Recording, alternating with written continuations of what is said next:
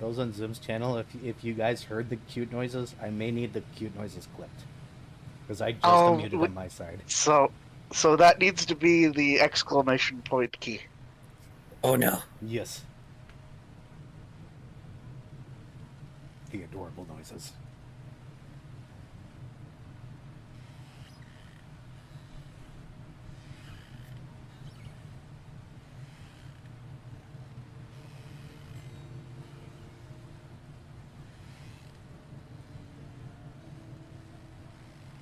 There's Whiskers here? Neat.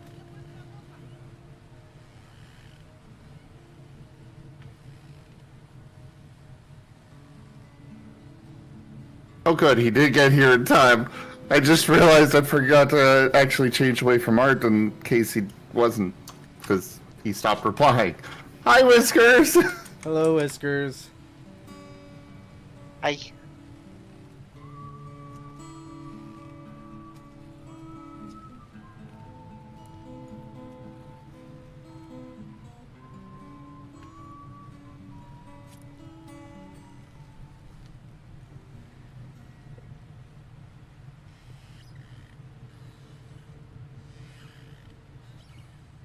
I thought I had Whiskers on the screen, but apparently I do not. That's fine.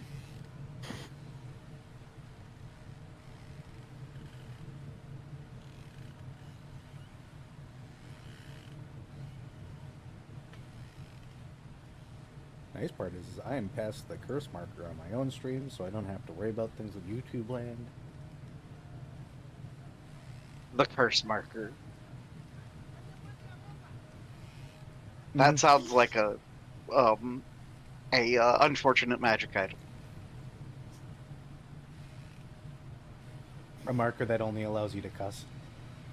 Anything you write becomes a cuss word with it. Or rather, the what is it? The Anyone marked by this marker shall lose 5 gold pieces every time they swear, no. within 15 minutes of starting a conversation with anyone or anything. I'd be doomed.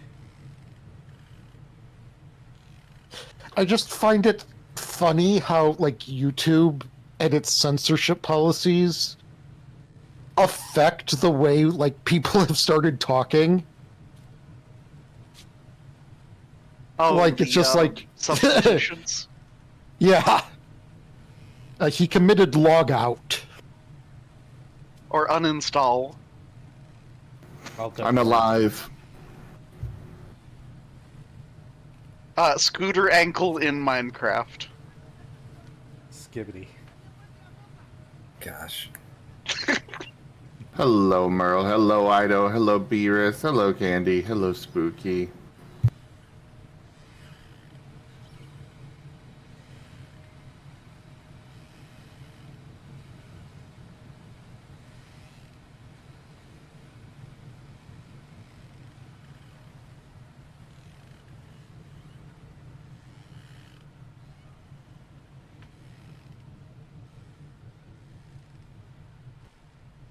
Ugh, son of a gun.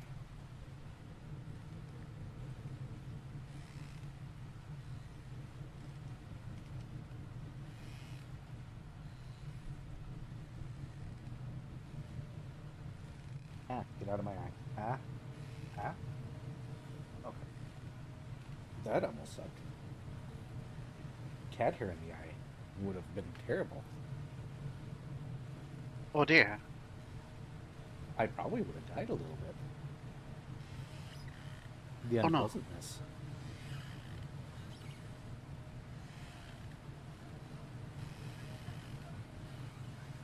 As long as you only die a little bit, though.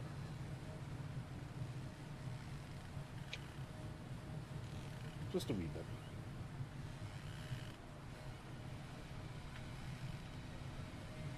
Yes, I did, Spooky. I'll take a look at it later, though. It does look interesting to me, though.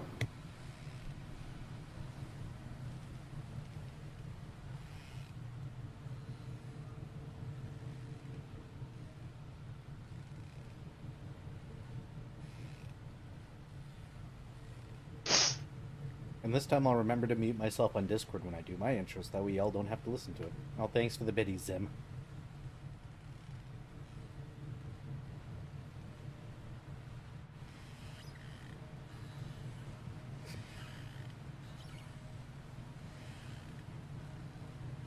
It's I knew not it was much, coming. but it's all I've got left.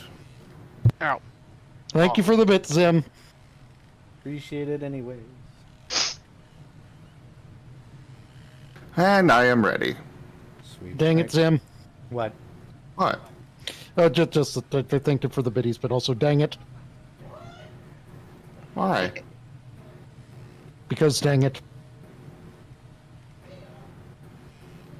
There was a period of time, just all of you, there was just this period of time with Vari where he'd be talking about a game that he saw that was neat on Steam, and I'm like, don't you fucking dare do it. Yeah, I have the same problem, don't worry. Yep. I also Dang it, Vari! Yeah, then he just goes quiet for a minute. You already know what's happening. Yep. Alright, so. Let's go ahead and mute out. Let's go ahead and do an intro before Vari does something that we all regret. No. I am not going to gift Tiago Dokapon Kingdom because I know that it would upset him so much. Because Okay, here's the thing.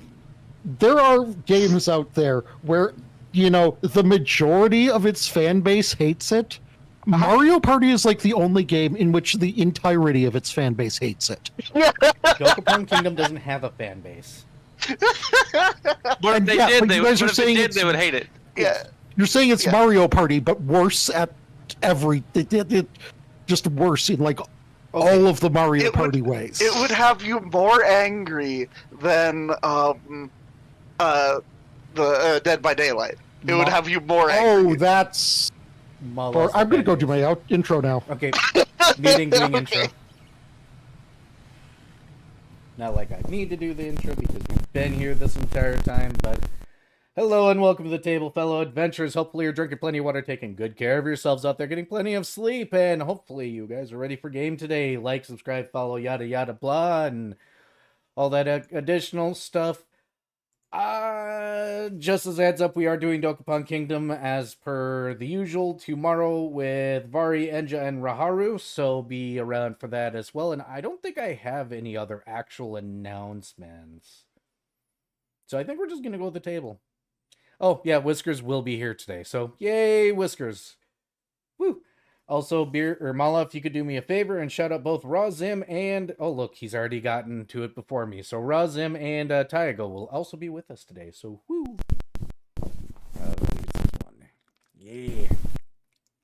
And everything's going to load.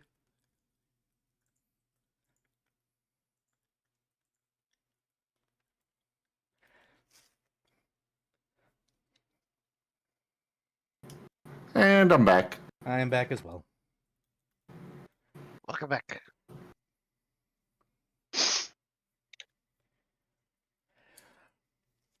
Yeah, Lucy, we are absolutely doing Dokapon. I said if people were to tip me or give me tip me $500 in a month, that I would do Dokapon Kingdom. Well, they did it, so I'm doing Dokapon Kingdom.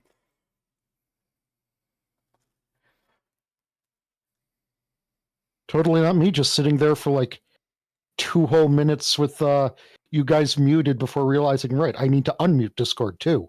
Yes. Yes. Yes, you do. But introductions first before recap. So hello, I am the GM. Today I am Drunk Dragonera. I will be doing all sorts of mean things to the players, including killing Paint at some point in time today. With, my secret DM assassin army, or GM assassin army, or whatever terminology you want to use. And I'm going to pass it off to Key.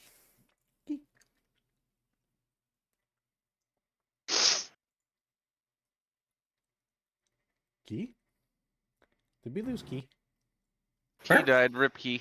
Introduction. Ah, yes. Hello, everyone. I am Key, also known as Carcerus, and I play Last Lost the Paladin. I don't know. Who's next? Good. Eh.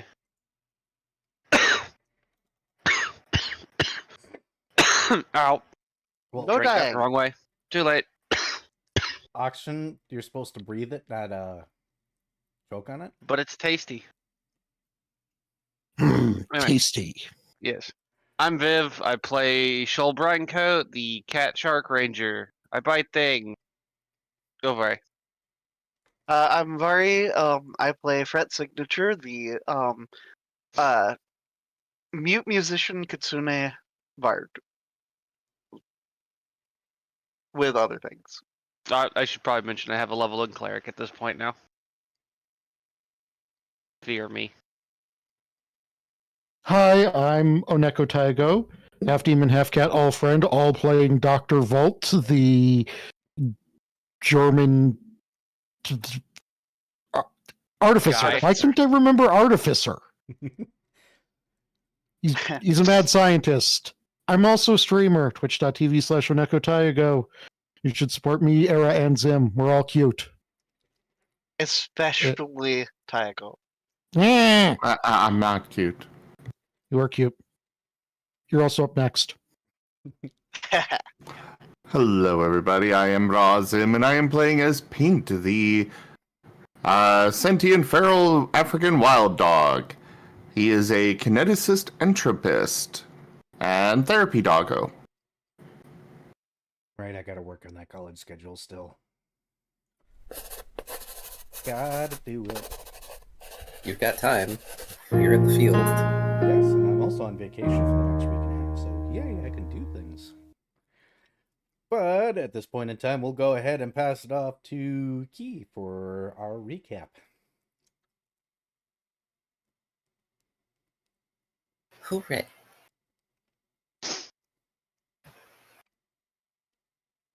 Last time was session 20. Back to work. Hunkering down, Shoal decides to use the unnatural darkness of Betty's home to his advantage. Sneaking inside, the cat shark smells the familiar scent of ozone. Fred, having been following Shoal at a distance, having been concerned for Betty too, sees the cat shark enter the abode. Starting to panic, the foxfolk begins sprinting for the house while telepathically spamming Shoal with his concern. Shoal has difficulty navigating the interior of the abode, frequently coming upon indeterminate obstacles and furnishings in his way. When Fret arrives at the threshold of the building, he cracks a sunrod and tosses it inside.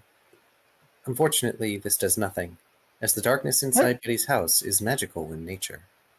I've just now realized that sunrods are just the fantasy version of glow sticks. Yes, they are. Yeah. Yes. Yeah.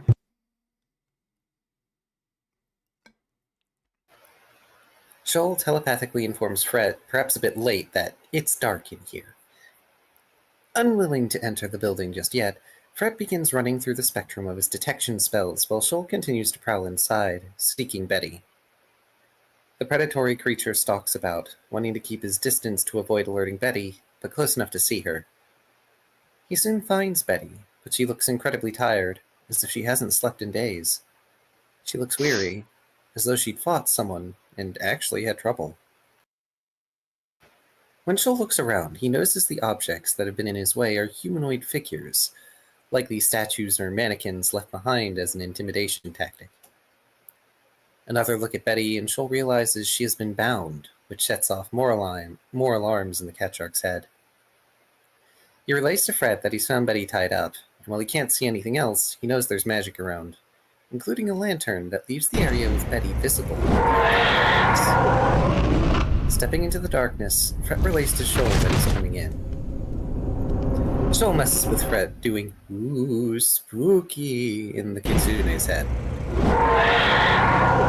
Observing the lantern in the room with Betty, Shoal realizes he can probably find the source of the darkness and remove it now. Fred seeks out the source of the darkness spell. Taking a moment to look Betty over, Shoal is able to conclude that she does, at least in some fashion, notice the pair of her collars. Fred locates a business card that serves as the source of the darkness spell and slides it into one of his bandolier pouches. As the darkness recedes, it reveals that the figures are armor stands garbed in clothing, coats and trilbies meant to simulate the kidnapping and chaos-causing organization currently making problems for Twilight. Shoal goes over and pushes several of these stands over in indignation. Going back to Betty, Shoal notices some twine around her wrists. Familiar twine. Tension wire, like that which Dr. Volt was working on in his lab. Knowing that Betty needs to relax, the cat shark tries to get her to focus on him, threatening to tell others where she lives if she doesn't relax. This makes Betty focus all right, headbutting Shoal and threatening him in turn should he go through with that. Having an idea, Fret begins playing on his sitar, managing to fascinate Betty with his performance. With the powerful woman thusly distracted, Shoal makes an attempt to remove the tension wires. Once the wires snap beneath Shoal's teeth, they crumble away from Betty's wrists. Next are the wires around her ankles, which he also manages. Although freed, Betty still looks like a tired mess. Fret continues to perform while Shoal attempts to get Betty across his back to help her out of the house. Betty ends up being much heavier than Shoal anticipated, causing the cat shark to be flattened briefly by the muscle-bound Maven. Unappreciative of someone else flopping on him, Shoal grumbles while he drags Betty out of the time-bound house. Once outside, Betty takes a deep breath, then she vomits, thankfully not on the aquatic predator. Given her current state, it's clear to the pair that Betty needs some amount of medical attention. Fret, noting the intense nausea, offers a bottle of Wismith Salix for it. One of them stays with Betty, while the other runs off to the Healthspring ward to collect someone to come take a look at her. Back with Last and Paint, the paladin having accepted his mission, the client offers over a well-kept leather-bound notebook. Last begins to flip through it. It has a very precise instructions about a building to keep an eye on and how to find the lost soul. It names a specific building inside the city that has no windows and only a permanently sealed door. The chimney of the building will have gray smoke until a sacrifice is selected.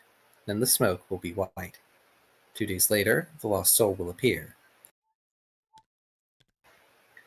During this time, there will be a smell of rosemary and dead person. There is a warning that the recallers should not try to detect magic during the time the ritual may be occurring. With this book of instructions handed over, the well-garbed figure gets up and leaves, slightly confusing the paladin, who had previously assumed the location was the client's abode. Paint, irked with the chairs and now knowing this place isn't the client's house, chooses to pee on one of the chairs. Last briefly scolds the wild dog for defacing public property. The pair then resume their patrol for the moment, now in possession of an important instruction document. Shoal and Fret end up calling upon the local guards, who bring investigators and medical personnel to deal with the current situation. While the pair wait, Fret uses some magic to try and heal Betty's more immediate wounds. Leaving the investigators to their devices, they instead focus on Betty while she gets taken to the hospital, following her and the medical personnel there. Left to wait outside the hospital for an hour or two, Fret and Shoal are eventually informed that Betty will be fine. Fret pauses, telepathically telling Shoal that somebody should probably stick around for Betty. Preferably Shoal as the two are friends, sorta. One of them should go talk to the guard. The Kitsune notes he might pick up Folt on the way to the barracks, possibly even see Last Lost. Shoal notes that they should inform Volt the tension wire he brought back was used during this case. Fret's eyes widen as he hears this, and he immediately gets moving, heading off to Volt's lab. Getting to the laboratory building, Fret notices that things have definitely changed since he last saw it. Full lockdown measures appear to be in place, as there is now a security desk between the front door and another locked door. Although the person at the desk is conjured, something Fret quickly realizes as everything is pushed to him in a paperwork format. He quickly scribbles out who he is, seeing, and why. The conjure guard squints at Fret, though it takes the fox only a few seconds to realize the squinty face is drawn on. Sliding off to the side, the construct takes the paperwork away. Over the newly installed Intercom 5000, Dr. Volt gets a ping alerting him to a visitor here to see him. Thusly paged to the front desk, Dr. Volt goes down to the front desk to see why he's been called. Going down there, the good doctor fills out what paperwork he must, but mainly decides to stay in the entryway to avoid extra paperwork to get his guest into the building. In the waiting area, Volt sees Frat, who has already scrawled on his chalkboard a rather lengthy explanation of what happened with Betty. Her kidnapping, the real-time zone in her house, and the tension wire having been used on her to restrain her. Sarcastically, Volt wonders aloud how the perpetrators got the tension wire. Fret asks Volt if he would like to look at the crime scene, perhaps some devices, and maybe beat up somebody? Since company property was used for this situation, Volt muses that he might even be able to justify being on the clock for this little adventure. It takes a moment for Fret to process this, then he gets some sparkly eyes as he takes to leading Volt out of the building. However, he does take the time to write out that they should collect Lost and paint as well, as Shoal is with Betty. Since things appear to be hitting the fan, Dr. Volt agrees with this course of action. When Last and Paint are collected from the end of their patrols, Fret lets them know an incident occurred at Betty's house. He informs them as quickly as he can about the darkness, the dark-canceling lantern, as well as Betty being bound by tension wire. Also, the armor stands with clones on them. When asked what they should do, Last logically deduces that it would be best to go to the crime scene. The guard and investigators are likely still there to talk to. Pleasant Meadows, however, doesn't really see criminal activity, so a crowd has gathered on the district's citizens that their callers must push through. Pressing past the throng of citizens, the majority of Fragment Not Found come across the roped-off perimeter of the scene. Literally roped off, with the rope being painted bright colors. It's an attempt at police taping the area, but it still draws out a sigh from Last as he moves into the cordoned-off zone. The other guards still don't take issue with Last dragging his team along into a guard-controlled area, but Last isn't going to look the gift horse in the mouth. The briefing Last receives from the guard this time is rather lengthy and detailed, which is pleasing. The canister used in this crime was overcharged to last several days, which is unusual. There is evidence of a fight, one that didn't involve a small amount of individuals. Reports state that 5 days ago, roughly speaking, individuals wearing trench coats and trilbies were spotted in the area. Some teeth, blood, and hair were left behind from the fight, but they definitely don't belong to Betty. When Last asks if they have a way to test those things against citizen records, he's met with confused looks from the guards present. Fret writes out that blood biography, a spell, is possibly useful here, though he sadly doesn't know it. Last muses on the remaining evidence, noting that the hospital may have someone who can use blood biography. In the end, the paladin writes notes on the briefing packet to get the guard to use certain spells and methods of tracking evidence that has been left behind. Slowly improving the guard's methodology one case at a time, it seems. Last asks about the lantern that was left behind and is informed it is a shadow light lantern. It's a magical item that allows one to see things in darkness within 15 feet of it, but causes shadows to stretch and bend. Something specifically selected to help psychologically torture poor Betty. Eventually, the recallers head back to Echo's kindness, allowing themselves a few moments to relax. It is at this time that Fret shows off the darkness business card that he's collected, although Last does suggest they not pull it out at random. Less for the Vapor Cat's sake, and more for the Fox folks. Although Fret sheepishly attempts to excuse himself when he realizes he should meet back up with Shoal. While Last is fine with this, he does briefly inform Fret of the mission to collect the lost soul they've been given, specifically about the non-interference clause and the serial killers that will be present while the team is on that world. The latter fact makes Fret grin, using flowery script when he excuses himself from the bakery to meet back up with Shoal. Dr. Volt excused himself before this, returning to his laboratory to finish some items and devices that would be useful to him before the team's next venture out. Last gets into his baking clothes and begins to go about his therapeutic work. Paint, however, sits on the flour bags Last needs to use, drawing the Vapor Cat's confusion. The wild dog sends along an image of a monstrous version of Dog Last, growling and snapping at the rest of the team. It takes a bit of working, but Last narrows down that there is concern for him, for the festering balled-up anger that was displayed, that may yet remain. Paint tries again and again to get Last to understand where his frustration and concerns lie, and progress is made, bit by bit. The Vapor Cat eventually stops and addresses Paint as Last, one half of a whole. Last implies they are part of Last Lost, a half of the whole that serves to help him survive, to protect the other half. He was built to work with a team, to ensure survival. Paint's worried about the aggression, the actions Last may take that could shatter the trust the group has in each other, cause them to be broken and defeated.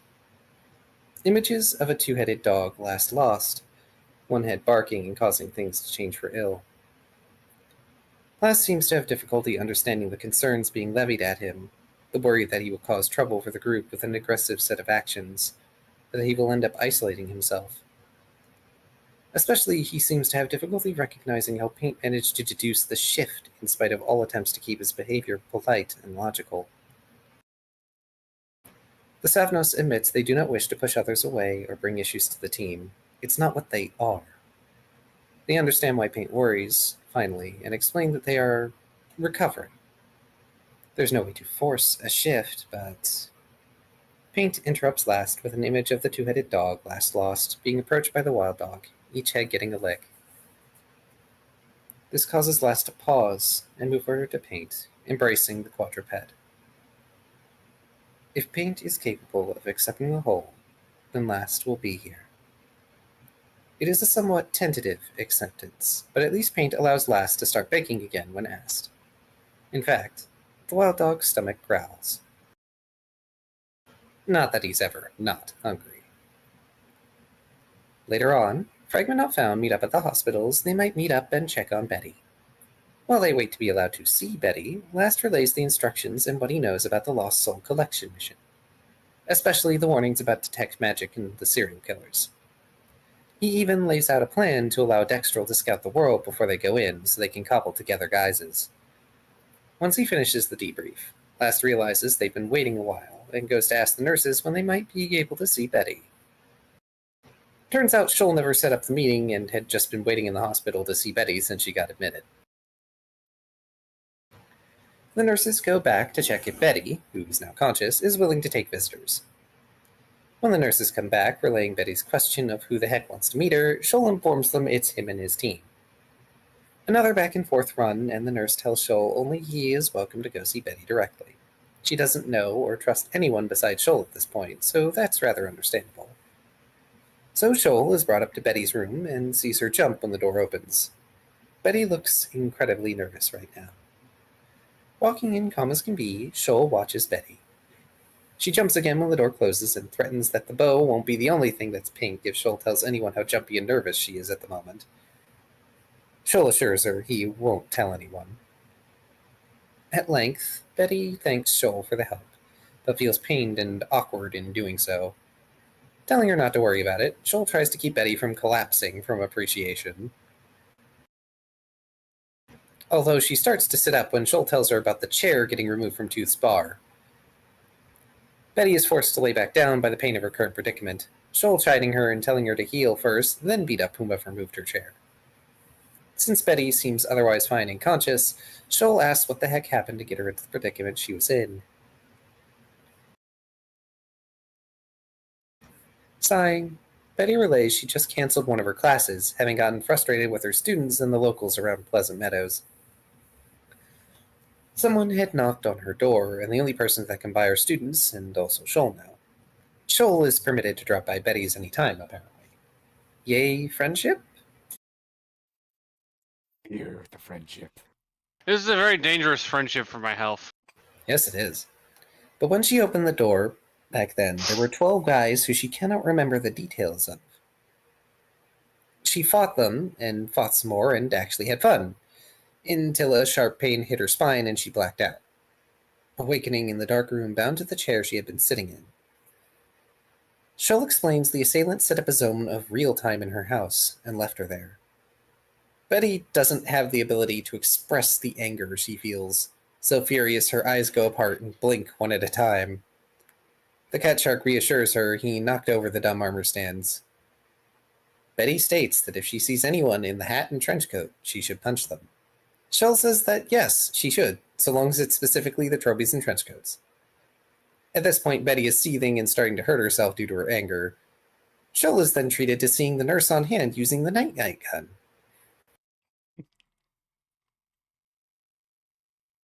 just walking to the room, cocking a double-barrel shotgun with hypodermic needles in it, and firing the sedatives into Betty to, well, sedate her. The nurse returns to the group with Shoal, the cat shark stating he was not suplexed or anything violent. Said nurse also informs the group all meetings with that particular patient will now be supervised to avoid this situation repeating itself. When Shoal expresses concern over their standing invitation to Betty's house, Last is confused, noting that that would be a good thing. Right? Shoal just looks at him with a mix of emotions ranging from fear to concern. Fret pats the cat shark on the shoulder while Paint projects an image of the group standing around a tombstone labeled Shoal. That's pretty accurate. Yep. That nonsense aside, Shoal tells the team what Betty told him about how the assault went down. With that done, Shoal votes Foof leaves before Betty makes a miraculous recovery and attempts to escape. The nurse, now warned, reloads her night-night gun. Shoal does beg the nurse to not tell Betty he informed her that Betty might do that. Fragment Not Found leave the hospital with all due haste, their leader asking if they'd like to prepare to finally take on their rank-up missions now. Paint still has college work, or at least that's what seems to be implied by an image of them walking to their college. The rest of the team are fairly ready, but Last prepares by telling his boss and the guard he and his team will be going on a mission soon. Fret, reminded of family recently, takes a trip to the World Mirror to look at his closer family back in Oleron. Dr. Volt, in the meantime, has to help his colleagues with various projects that may or may not involve brain poking at the labs. When he goes to Uwu, Paint goes to Professor Aldal, scratching out on a piece of paper that he wants to add another class to his schedule: therapy. While it can't be added in the current semester, Professor A.D. says that's quite possible. The professor asks if Paint would like to major or minor in therapy. Pointing at the various diplomas with a paw, Paint seems to not understand the question at first. Aldal starts relaying the different levels of diploma, stopping when Paint sneezes at the mention of doctorate being a higher level. This is a bit concerning to the snake, who informs Paint that it is a lot of work, but is willing to pencil Paint in if that's what he really wants. Paint sneezes again, affirming that he really does want to do this. When it comes time for Fragment to embark on their mission, they go to retrieve their cough from the training grounds. Dextrol is looking a little portlier than the team recalls as he approaches. He asks about his rank up, since apparently he hasn't received any notification of it yet. This confuses Last, knowing he put in the paperwork at some point or another. Apparently it hasn't been put through yet. Dex asks if there's a mission, since the team is so assembled, and when they might go. They seem a bit put off by, once again, the team telling them they're intending to go immediately. Almost like we should remember to inform Dextrol ahead of time. No, I don't think that's what we're going for here. Just like they make us wait, we make them not wait. Fret responds to this by telling the team he'd like to purchase a disguise kit before they go, just to have something on top of their hats. So Dextrol meets the team in Threshold when they are finally ready to leave. The gnome at the gates squints at Fret as Foof makes pass, causing the fox to be a bit concerned. Before he leaves with his team, Fret pulls a rock out and puts it on the desk, making the gnome squint even harder, thinking it's a prank. The gnome does not take the rock, which makes Fret sad and take back the stone as he goes. Getting a realization, Fret pulls out the rubber ducky and sets it on the desk instead. The gnome backs away from said rubber duck as though it is a bomb. Seeing this, Paint nomps the rubber ducky and chews on it, causing it to squeak. Making shooing motions, the gnome tries to shoo the team away through the gate, out into the nothing. Fragment Not Found bounces to their destination, finding the star to have an awkward blue hue compared to others they've seen thus far. Blue shadows in particular are a first. Dextrol goes in to perform scouting, this time to actual effect with his skills. Fragment Not Found wait upon the surface of the sphere for the moment, left among its azure shades. The arcane casters among the team notice trails of energy drifting away from their bodies while they wait. Faint trails pushed away from the light of the star. It appears as though the star itself is shedding magical energy, which explains why mages do not happen naturally on the world. While they wait, Fred sits on the sphere and pulls out his katana to leave it in the arcane light of the world beneath. Nothing in particular happens while Foof waits, although they're still subject to their magic energies being pushed away. At least for Fret and Volt, whose magic is arcane in nature compared to Paint, Shoal, and Blast. Dextrol eventually comes back and proudly offers over a notebook. Taking the notebook, Fret enthusiastically begins flipping through it. There are sketches of the primary race, slightly forward-hunched humanoids, as well as pets and animals, doodles of the culture, the current festival going on, a comprehensive guide, even including mannerisms and politenesses. Although people seem to be jerks around this world, as there's the belief that if something bad happens to you, you likely deserved it. Fret has a pleased gleam in his eyes as he pulls out his disguise kit to get started on himself and the others. Dextrol does, however, warn not to try detecting evil down on-world, given what he saw while scouting. A fair warning, given a certain paladin can detect evil at will.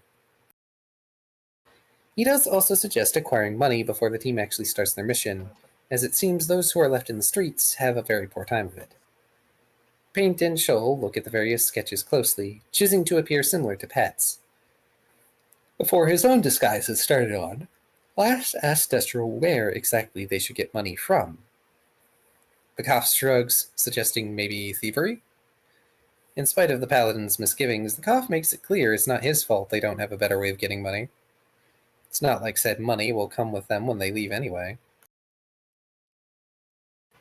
So, while it's not a perfect solution, it is a solution. Fret happily and actively works on disguises for everyone, supplementing the magic of the collar hats to make some very convincing mimicry. Paint, seeking to get into character, pounces on Shoal quite happily, attempting his best to be a silly pet. Shoal, very disgruntled, pulls out a bag of caltrops until Last chides them into putting it away. Before they go down, Fret gives a book, one of his danger books, to Dextro for safekeeping while they're away. He wouldn't know what the astral winds of the world would do to it. Knowing this, Dex immediately shoves it into his shadow cache. Once everyone is ready to go, the Koff gathers Fragment up, taking them down to the world lit by the arcane sun. Pulled out of the shadow in an alleyway, the team is assaulted by the noise of a festival. People, food, hustle and bustle, music, everything is moving. It's no wonder murders happen during this festival. Some of them are probably not even intentional. Dextrol quick... Ooh, rumblies on my end. Lucky. I'm so jealous. I am pleased. Dextro quickly excuses himself, although Last tells him not to stray too far given the danger this world presents. Considering things, Fret lays a hand on his weapon and starts to leave the alley and head into the crowd. This draws the others to follow after him briskly. Food smells great, but the throngs of people do not. Paint looks for trees to no avail, but Fret quickly finds someone selling maps. As the group looks around, they notice that everyone is looking shifty in this celebration. Anything being sold is either in the seller's hand or locked down in some manner. In other words, theft is likely a rather common problem.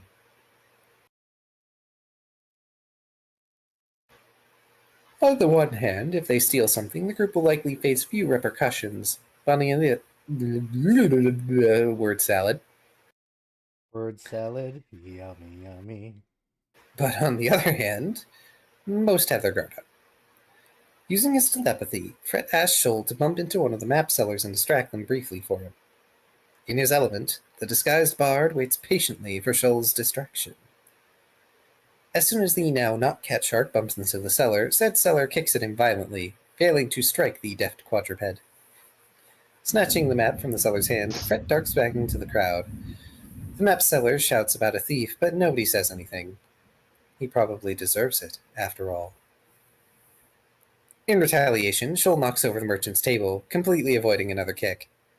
Fret tells Shoal to quit it and get away from the guy, not that it stops Shoal from being irritable at the merchant. Out of spite, the cat shark attempts to knock over the merchant, but fails to do so as he dodges yet another poorly aimed kick. In response, he bowls over the merchant, then scampers away as the others start tearing into the guy's stash. Dr. Volt, seeing what's going on, decides to try and help himself to the merchant's money if he can. At least he manages to snag one coin. And now they realize why the money thing was difficult. The currency of this world is teeth. Hard to say if it's from the hunched-over beings themselves or some other creature. The team follows Fred as he moves away to look at the map he acquired. It shows where the games are, the public executions for entertainment, food stalls, and more. In the alleyway, Fred casts ears of the city, seeking out what knowledge he can about murders that have happened recently. Last is clearly irked by the general demeanor of the populace and the sheer chaos of the crowd. Something his teammates note, even if he's doing a decent job of keeping himself in check. When Fret's spell finishes, he gets what he's looking for. Perhaps too much of what he was looking for. So many flashes of images and sounds relating to murders.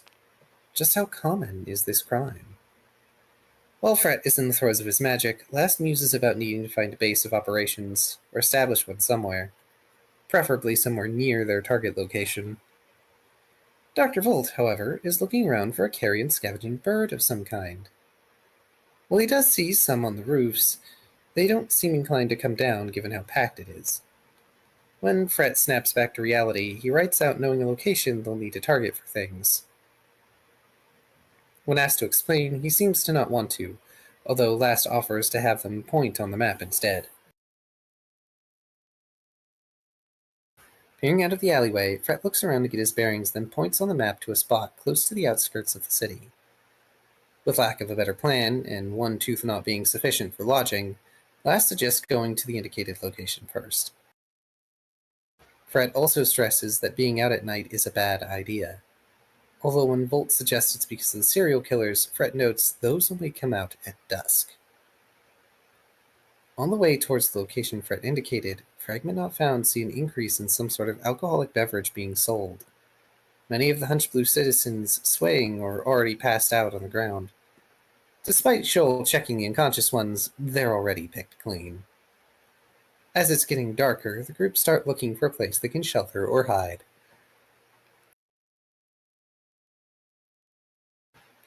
The architecture is, unintentionally or not, hostile or ill-suited for getting around, not the least reason being that buildings are poorly built. Shoal, luckily enough, comes upon a semi-collapsed building that, if covered up in the right spots, might make a safe enough place to stay. Once situated, Fret says now they just wait until dusk. Volt rightly assumes they're going to be playing heroic vigilantes and dealing with serial killers and taking their stuff. Fret giving finger guns to Dr. Volt for having guessed right. Last, with little to do otherwise, goes about shoring up the impromptu shelter, making it into a decent enough base camp with Paint and Shoal's assistance. In the interim, Fret goes about and alters his disguise, heading outside the shelter camp to act as bait for some foolish serial killer wannabe. Once Shoal finishes helping set up camp, he hides behind the covering made for the entrance of the shelter, waiting to pounce. Shoal rolled a 38 on stealth. I noted this because I think we needed to because we were ending. Yes.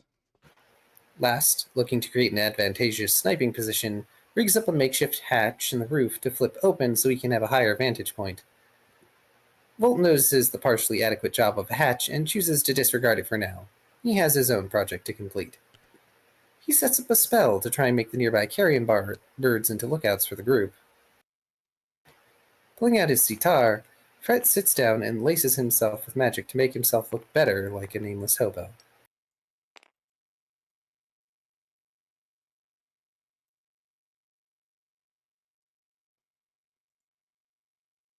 Is that everything? Yes. Next, blah, blah, blah, sorry. This session, session 21. 2 wrongs. Okay, so just hear me out. Don't sharks regrow their teeth really fast? You are playing a dangerous game, sweet puppy. No, really, try it. Try it and try it. I'm interested in our first bout of PvP. Okay, I would also just like to point out something I feel is equally as important to mention. Don't sharks also lose their teeth very, very easily? Yeah, exactly. Correct. It's not so much like he'd be punching out your teeth. It's more like he'd be going out and be like, "Hey, Joel, can you open up?" And then he just plucks out a few teeth. Really quickly. Thank you, Meryl, for your 26 months, and thank you, I Do Things, for the tip. I appreciate it. Y'all rock. Leave. So, Fred. I Hi. believe I have everybody where they're supposed to be on the map. Can everybody confirm while I have Fred roll the Doom dice to see whether or not he has appropriately summoned the Doom or gotten any of the other random events I now have situated for this kind of situation? Situated for this kind of situation. Okay. Is looking correct for me. Indeed.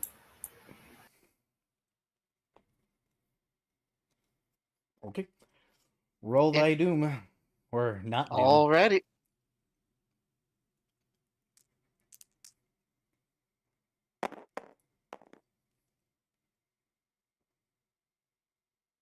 $97.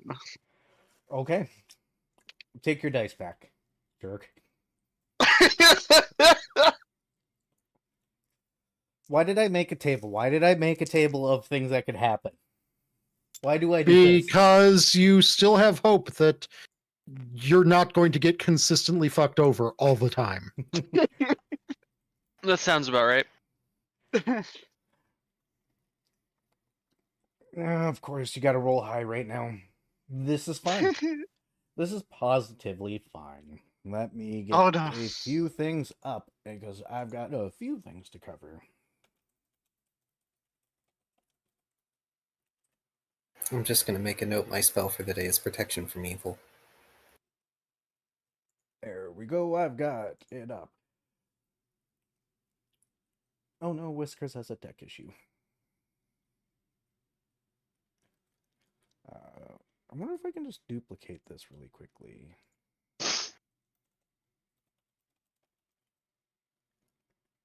Close. I need the table in view. I'm going to bring this up. I'm going to switch to this table view. There we go.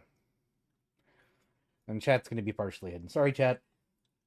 But Vari, you Hi. are sitting there playing your sitar. And I need you to roll a perception check to see how soon you see this individual coming. Okay, cool. Oh, Point of note, I believe with what we've established, there's something else that should be rolling perception to see how soon they see this coming. We'll get there. I believe you're birds, because you got the eye thing going, the magic spell going. Yeah. Which I think you can roll. Go ahead, Vari. give me a moment to pull some stuff up.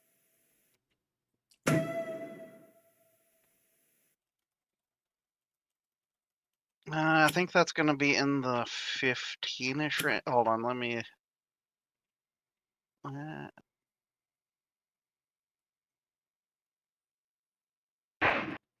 hold on. Windows having... Okay, there. Do you roll Calculator. it? Or do I roll it, by the way? Kaya.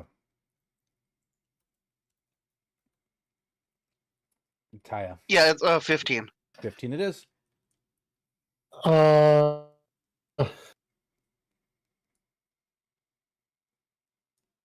The animal training, the animal purpose training spell.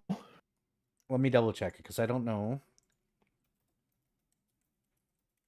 It's not even a rolled thing. No, I meant for the perception of the animals. Oh, do you? Roll I mean, I guess I don't know. I guess it would really be up to you. Also, I am dumbfounded at how low of a perception score a Raven has. If you got a Raven up, I will let you roll it. Okay. Does skill focus do anything other than just bonus to the roll? Nope. Just bonus the roll. It does get boosted if you have enough ranks in the thing, but that's all. Yeah, but it doesn't. Raven. Well, the Ravens they have their eyes open at least. What's your total? An 11. Oh, What kind of bonus do you think a Raven would have on perception? Just I don't know, asking for a friend. What kind of What, bonus do you think that plus- they would have? plus 3 or 4, maybe at least. I would think Yeah, it's it's +5. Yeah, +5. Sounds right. It's an Okay, animal. that's not I know, but terrible. they're like an animal that's pretty famous for being able to see pretty darn good. +5 is pretty good considering. Ravens, Yeah. hawks, and eagles have renowned eyesight. Ravens not as much. They're still known for finding shiny shit. Yeah, they're also very intelligent. But Yeah. one way or the other, Vari, what you see is a particular individual start to walk down the way. You would think that an individual that is out here, having their fun times would be discreet or possibly keeping things quiet.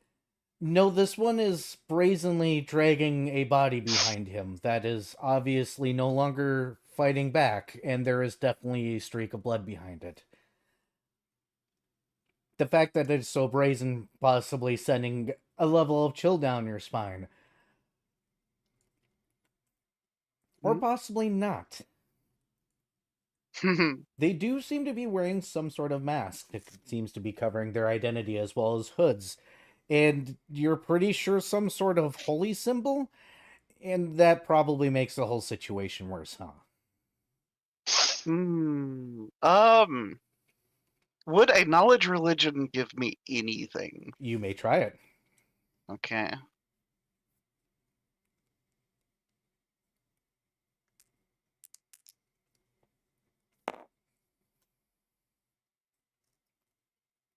Uh, 21. Your knowledge religion tells you that while death cults and stuff like that aren't exactly uncommon or heard of, in this particular case, you don't believe that this particular individual is doing the murders for religious purposes. The more you look at it, the more you realize that it's more of a witch style thing. They're probably harvesting people's life essence, if you understand how magic works in this place. This is probably an illegal mage. Oh.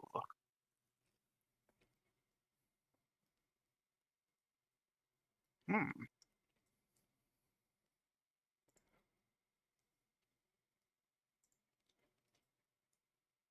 Well, Fret will, ready in action to perform a standard action, that his, new class is able to give him Okay. as soon as hostilities are shown. But otherwise, he'll do the whole, being a destitute, person, playing a sitar with a like a bowl in front of him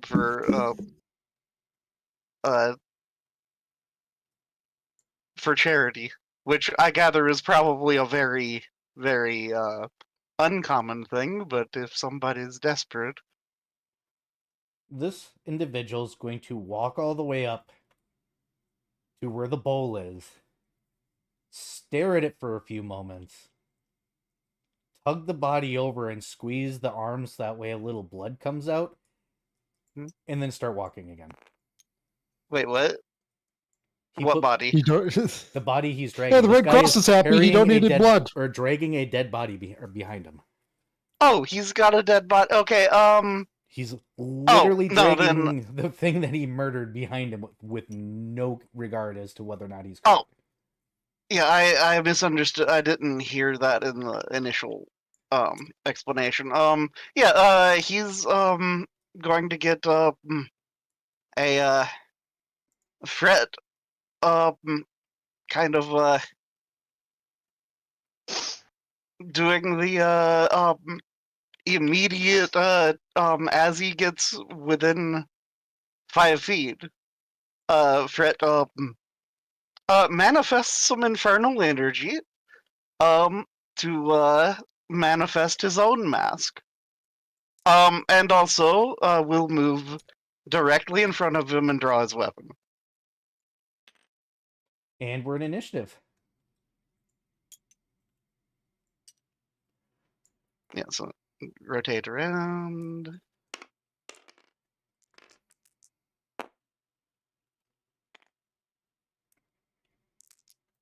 God damn it. Wow. Okay.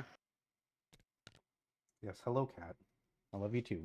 I'll feed you in a moment. Come here. Wait, one more. You know what? That's still a 12. Jeebus. Look, if I can actually roll above a fucking 5 anytime in the next, like, 6 sessions, I'll be happy.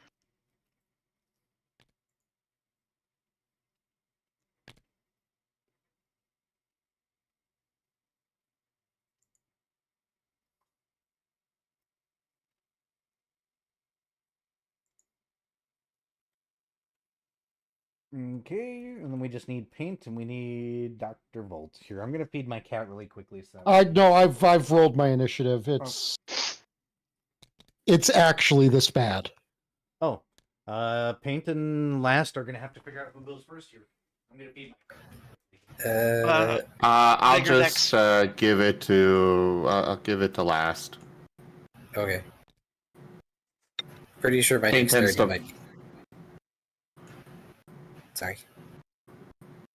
Well, regardless of who's got the higher dexterity, like Paint would prefer to just follow last and stuff anyway. So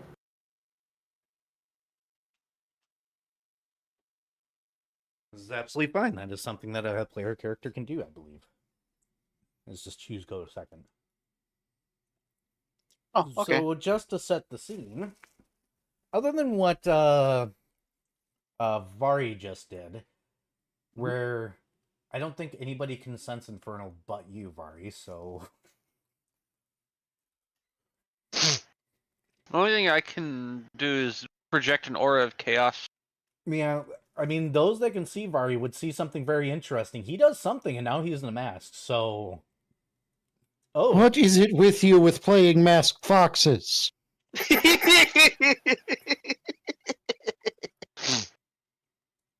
it's like he's a weeb or something. Yeah, Fret is a Mask of the Whispering God ninja. So think of the weebiest thing in Pathfinder, and I think you just figured out this class. Yep. All right.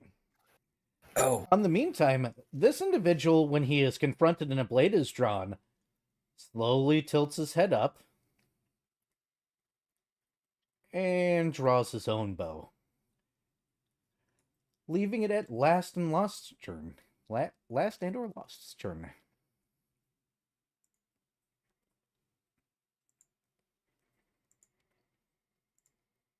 Hang on. Google Docs being grumpy about my grammar. Mala, be careful who you call weeb boy. Squishmoth. I'm at the hatch, right? Yes. Alright, shoot. How far away is this guy? 5, 10, 15, 20, 25, 30, 35, 40. Okay, that's within my first increment. Oh, also, is Fret's blade still rusty? We'll get there. Okay, cool.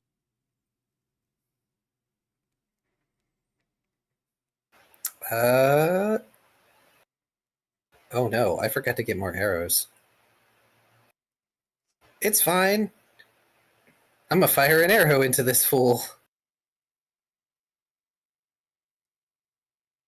Fire an arrow, Krunk. As Wrong Last, arrow!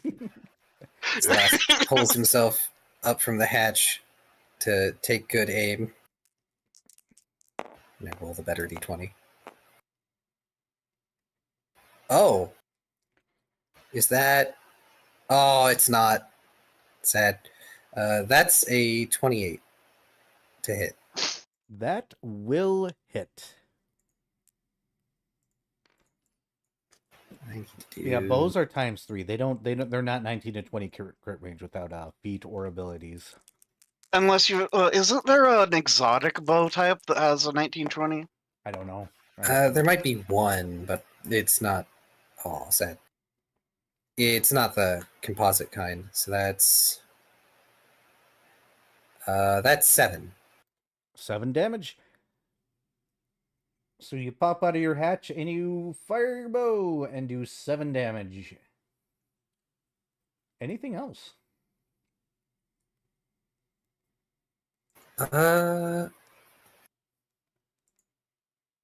Not yet. It's only a single target, and I can't smite very often. Okay. I mean, just because he's all shadow masked and stuff doesn't mean he's necessarily evil. I'm giving you a look. I'm giving you a look because I know where we are. And now you get to see Vari for the first No, time. no, I'm talking about our new ninja friend. True. You just said you can't smite him. You just said you can't smite him often. Mean. Yeah, okay, technically, this is wildly divergent looking from what Fred was just looking like. Well, considering I'm pretty sure 3 he's a seconds ago. Kitsune suddenly. Yeah, so it, So just so the joke gets explained for anyone who is slow on the uptake, you said you can't smite very often. oh, Correct. And so I'm like, yeah, just because he's all shadow masky and stuff doesn't mean he's necessarily evil. yeah, Implying as in- that your intent is to smite very. I'm As- aware. We get it. Taya, do you need some company in your corner? Yes. All right, hey Paint. Don't no puns. But your turn.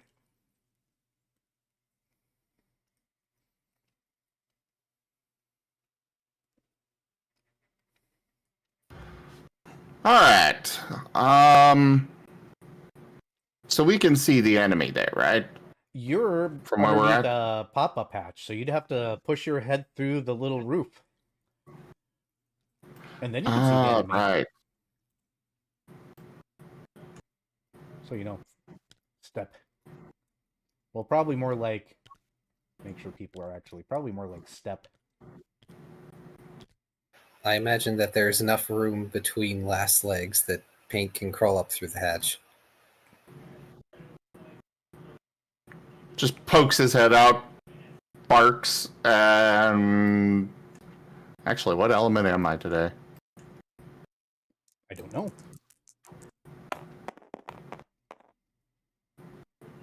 Air. So lightning bolt. Oh, well, you're to hit? Is it within range? Oh, good point. No. Oof. You Who could made it? run out the door that's by Viv.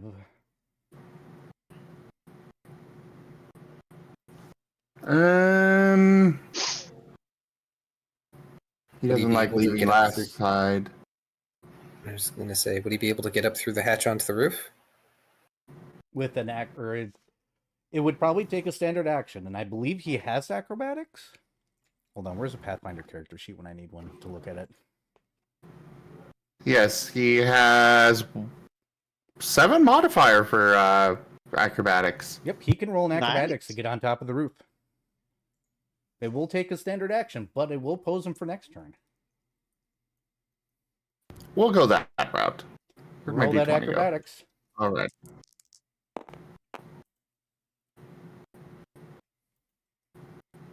19. 19 will be enough to go ahead and push you up on there because you are not currently being threatened. Okay. And then I guess, run over to here-ish on the roof. And that still leaves me with the bonus action, so... Jolt. Roll your touch attack.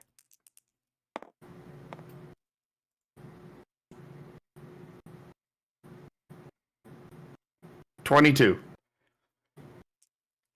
22 will hit. Roll damage.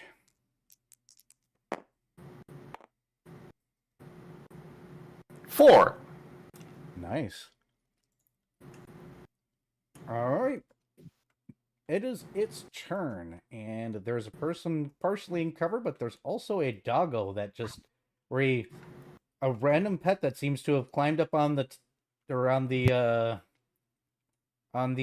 roof, and made a strange noise, and is now casting spells. How queer.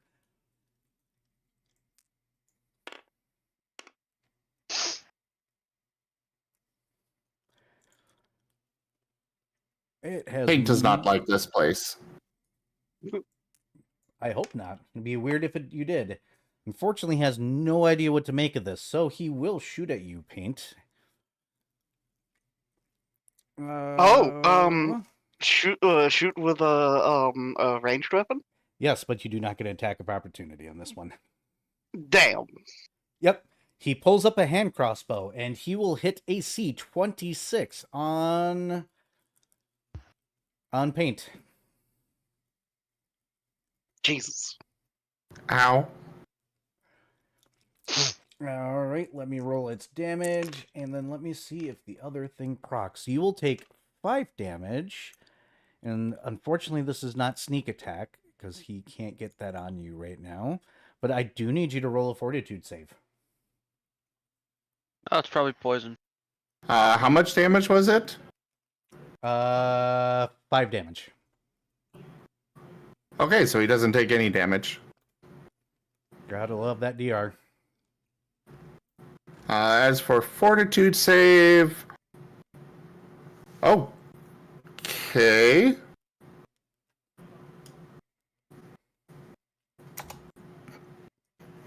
For some reason, my sheet had a random 23 bonus on my fort for some reason. No, that can't. No. I must have accidentally typed that in at some point. Just delete that.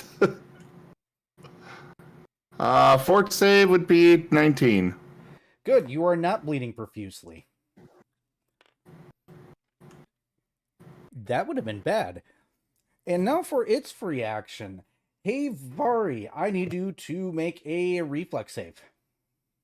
Okay. Give me a brief moment.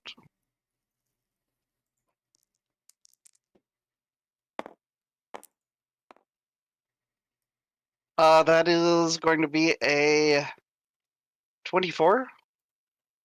You manage to lean back as he touches his little symbol he has, then reaches out towards you. As he reaches out towards you, his hand turns very black for a moment. Oh, could I spellcraft that? Yes, you may. Okay, spellcraft. Okay.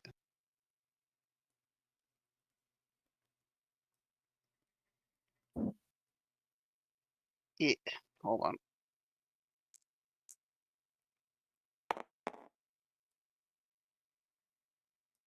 Oh, that is a 23 spellcraft. You're pretty sure that this is some form of vampiric touch, except probably vile. Ugh. And that was his standard. That was his swift. He'll take a move action and take a 5-foot step back, and it will go to Fret's turn.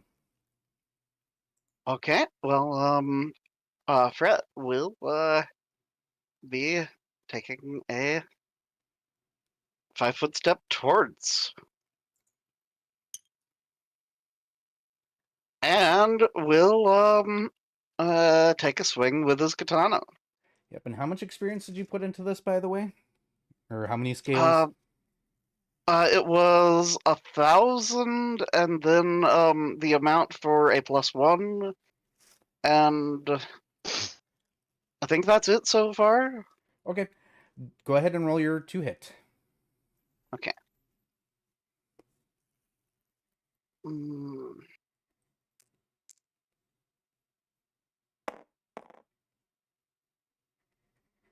Okay, and that is oh shit.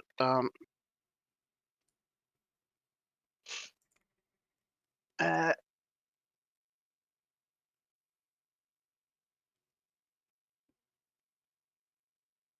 okay, that is +11. So that would be 23 to hit. A 23 will hit. Now, as far as your blade is concerned, it looks like a rusted piece of garbage until you wind up the swing and go to hit him. Mhm. Do you have sneak attack? I do. Apply it to this particular, or the first swing here. Okay. So that means this is 1d10 plus 1d6 damage. Yep. This blade has an unassuming property. It doesn't look like it will be a very big threat until the first swing and people realize what the fuck's going on.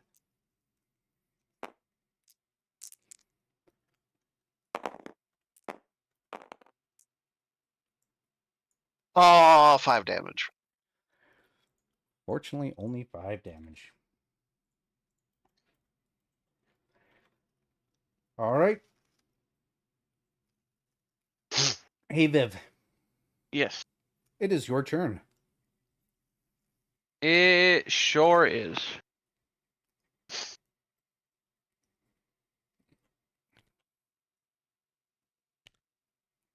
Let me double check the rules.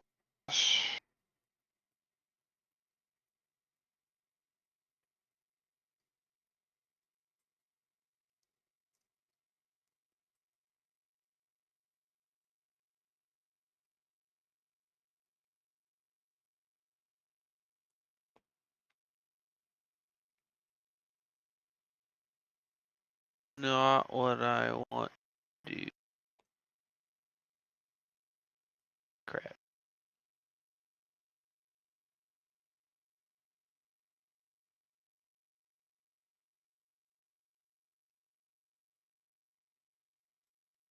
Okay. So I do believe I have to make another stealth check if I want to move without being. Yes, and bear in mind that when you're stealth, you can only move at half speed. That's fine. I don't need to move very far.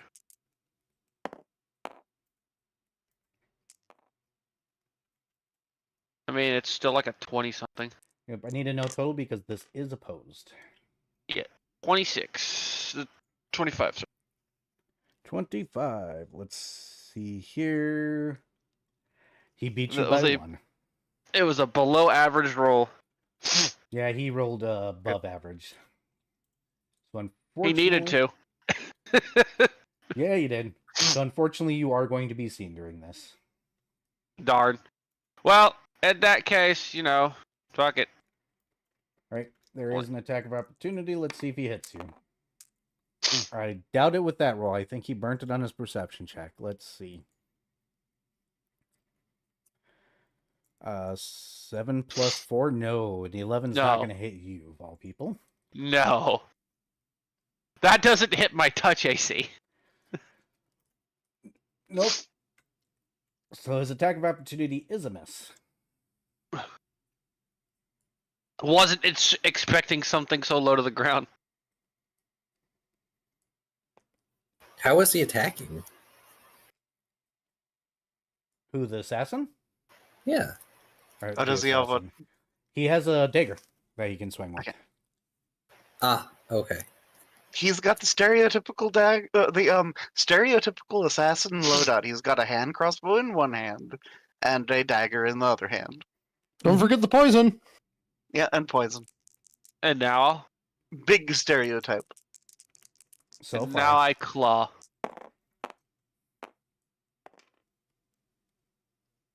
Hey, does a 24 hit? Yes, it does. So that's going to be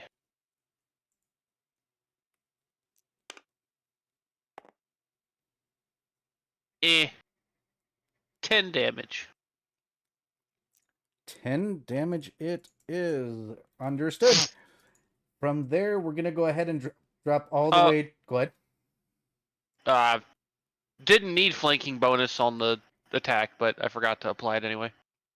Oh. But enjoy your flanking bonus. Hooray!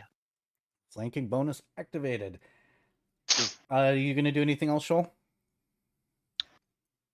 I that's all I can do. Okay. I mean, I guess I can guidance Vari, because, you know, cantrip. Guidance. Cool. Dr. Volt. Okay, well, Dr. Volt is going to move over here, Mhm. and having been able to see something within the last epoch, Magic Missile is going to do its thing. Okay, roll damage. And this is the... Actually, no, this is the standard magic missile cannon.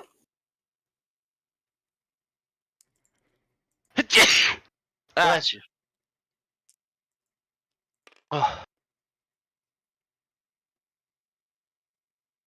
Oh, 8 damage, All right. and Paint will get a guidancing.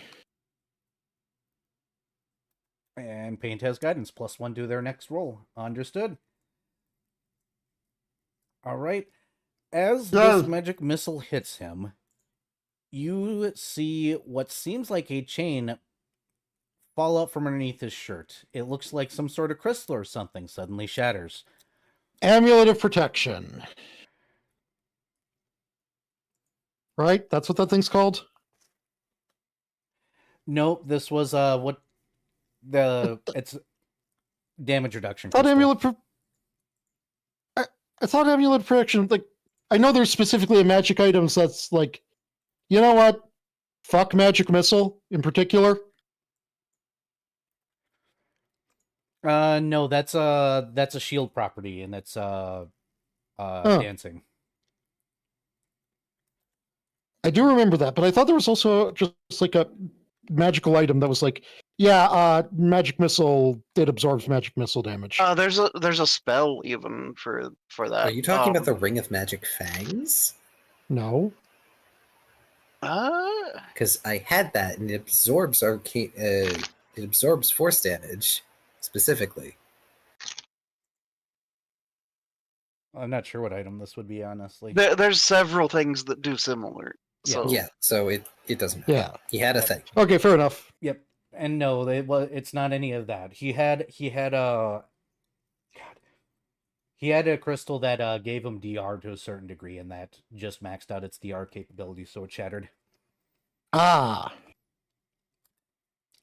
But that ends the first round, so we're gonna bring it back up to last. Hey, last. Yes. Your turn.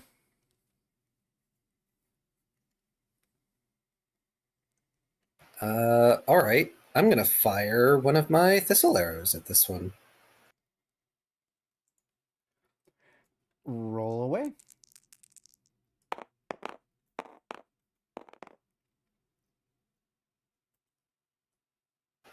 That is 25 to hit.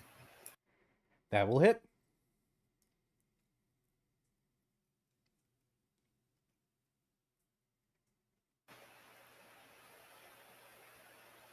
Oh shoot, I need to remember to rapid shot.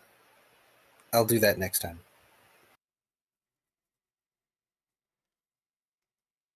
Next time, but you do hit. Yes.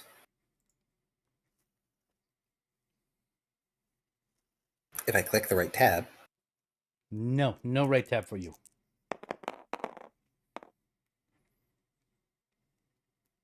That'll be 8 damage, and it's going to take bleed for a d6 rounds. Ooh. Bleed. Icky. Icky, icky bleed. Yep, let me look up Thistlearrow just in case.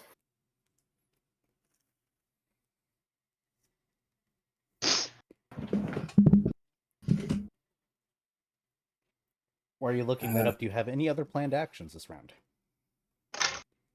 I'm going to swift action Penumbra myself. Nice. Yeah, it's 1 point of bleed damage each round for 1d6 rounds. Yep. Here, I'll get the d6. I got the d6. Alright, I'm going to put that next to him so that way I remember 4 rounds. Alright. Hey, Paint. Riff! Your turn. Full round. Uh-oh.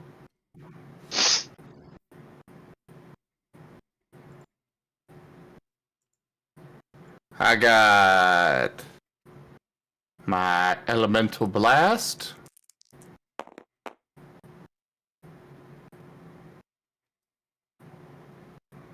Uh, 14 to touch. Oh wait, no. 15 to touch. 15 to Because touch? guidance. That will touch. Hooray! And I'll roll for the jolts. Stop. 24 touch, Yep. and another 15 touch. So yep, that all hits. For the first one. Oh, come on.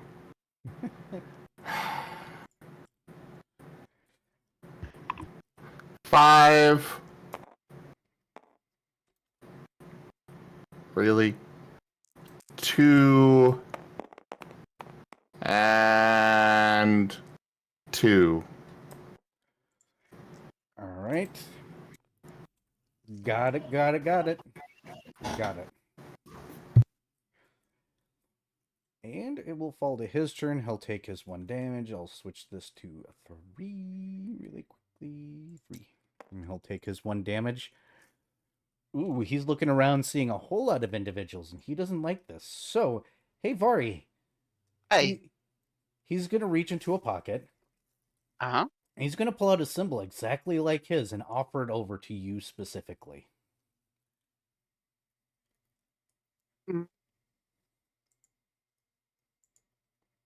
What? He is offering a symbol that is very much like his to Vari.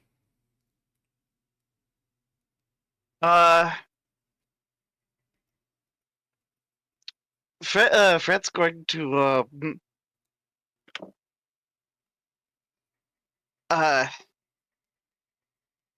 prestidigitate in the air. I do not serve your gods. You hear the word unfortunate as he over his other hand. It looks like it is a open. Nope, it is an open alchemist fire. I need you to roll a will save as he casts Beguiling Gift on you. Okay. That's Does him doing this provoke an attack of opportunity from me? Ooh, that is a That is a spell. standard action spell. Yes. Exactly. I know it's a spell. I know my rights. That is a So that's a yes, Eric. it's probably going to be a fail here. It is a yes. Wait, don't Kitsune have a resistance to charms, or am I thinking of elves? Oof. Only a 10 This or 7. 17. A 17 does not hit. This is an enchantment. I think you're thinking elves. I don't think Kitsune get the enchantment. No, they get a boost to doing enchantments. That's what I'm thinking. Yeah, they get a boost to enchantment DCs for when they cast them. But no, that was a will save of shit, hold on. Oh, that's a, well, no, that's an 11. Okay.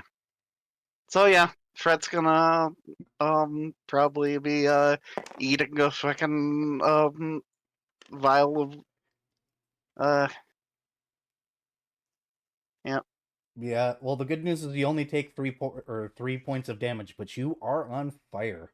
You gotta admit that was a vile move on his part, but it Uh-huh. fits the tone. Uh-huh. He is then going to go ahead and he'll take a 5-foot step here, and then he's going to attempt to use a spell to allow himself to. Oh, that does not work how I thought it did.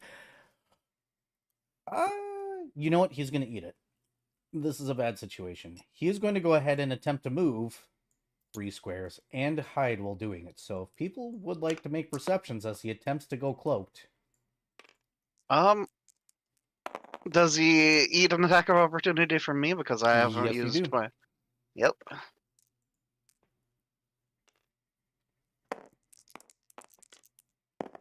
So yes, just that way everybody's aware, Vari did Fret did just drink an alchemist fire. Yay. Sarcasm. Okay, so that's a much higher to hit number because that's almost a crit. Oh boy. And I just get the D10. So let's see here. I have rolled the same number twice in a row. Let's see if I can get just out of 4 points of damage. No, okay. Okay, 4 I was points. waiting to see if my fucking cursor was cursed. Are you including sneak attack because you were flanking? Vari. Oh, okay. Yeah, that is not including sneak attack. So hold on. Throw in a D6. Only an 18 on my perception. 5. Curse of 5. Well, Ah. 46. Got it. I haven't rolled above a 5 this entire session, so, you know. Or at least it's not oops all at once. At this point, I'd rather oops all once, because at least it'd be funny. I'm rolling nothing but 3s. Yep. All right, so we'll go ahead and notate. Or would you roll, Viv? My perception was an 18. It's literally the third lowest number I can get. Nope. With the flurry of his cloak, he seems to have vanished for you. So my perception was a 6. Does my anxiety trigger? Yes.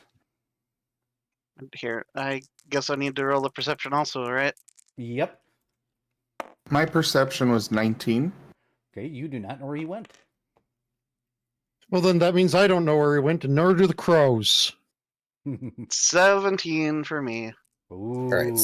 So my anxiety does trigger. Please be useful, anxiety. No. Anxiety be like, nah. My, You have my rerolls. You know what? You know what?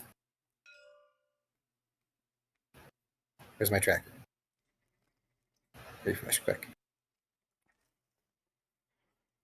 Yep, remember to Yeah, update no, your I'm trackers. debating the same. I'm debating the same thing at the moment, Kai. Does this still get the plus 10 for my anxiety? Yes, but you should Fuck it, probably... I get a reroll. I should probably use the cannon, right? Yes, you should probably And, use the cannon. I figure since this is important for Fred, I should burn my reroll also. Okay, Oh my god, fuck. I want a new dice. use the cannon. No, I want a new Burning dice. Reroll. My reroll failed. I refuse What's to use your this total? dice. The total was 16. Oof, nope. I don't know where your dice went, but... I fucking deleted it. Oh, here's another dice then.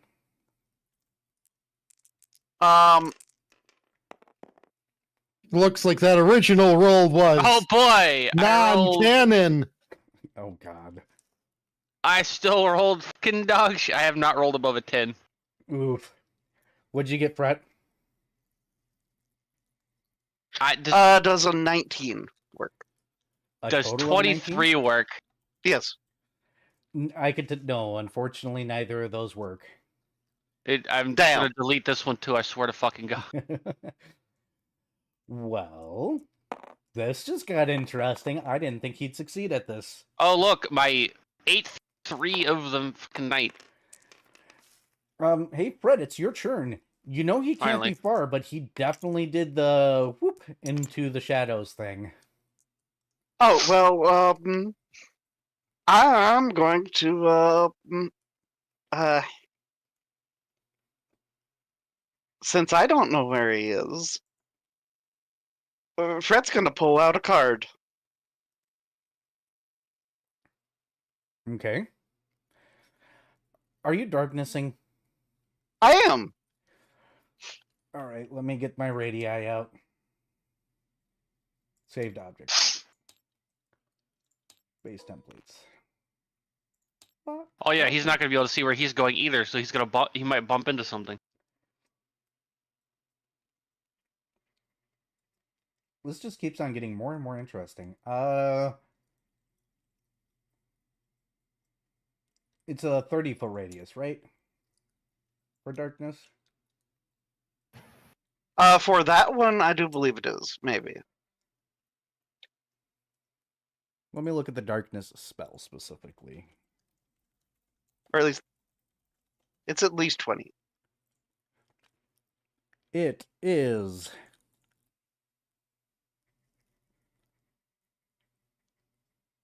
20-foot radius, Okay. which means it is 20-foot radius. Okay. Are you wanting to do anything else? Okay, so gonna do that, and then gonna move. Okay, so I saw that he was moving past me, right? Yes. I'm going to move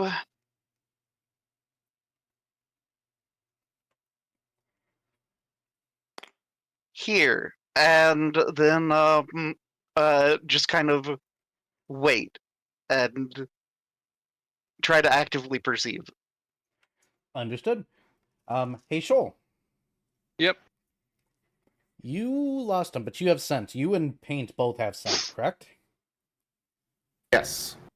Or at least Paint Uh, does. I have track. Ah, okay. Never mind. What do you want to do?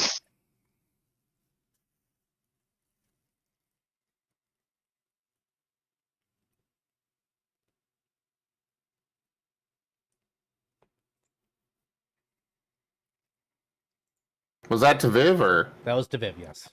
Okay. It is Shoal's turn. I don't know. I got nothing that I can do here.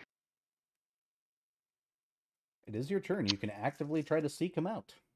I mean, I'm going to. Am I rolling perception or survival? That is your choice. Perception because it's higher, not that it's gonna fucking matter with these rolls. This is when Aw. Viv rolls an actual 20. I'm waiting for it. Nope. Nope. Where's still the highest thing I've rolled is an 8. Okay. So no, I don't see. Well, I mean, he might need to make another stealth check at some point. He will. So just keep that number noted. Roll no. When he rolls the stealth check, everybody gets to roll again. So it's fine. Just gonna stay put. I'm gonna move a little bit closer. Understood. Actually, no, I'm gonna stay in the middle just in case. Understood. Hey, Dr. Volt. Yes. Your turn. One second. I need to check something real quick.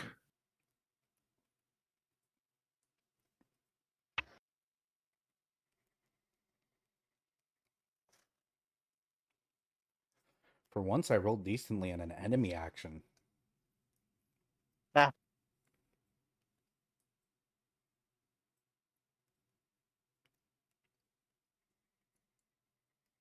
Isn't he bleeding? He is.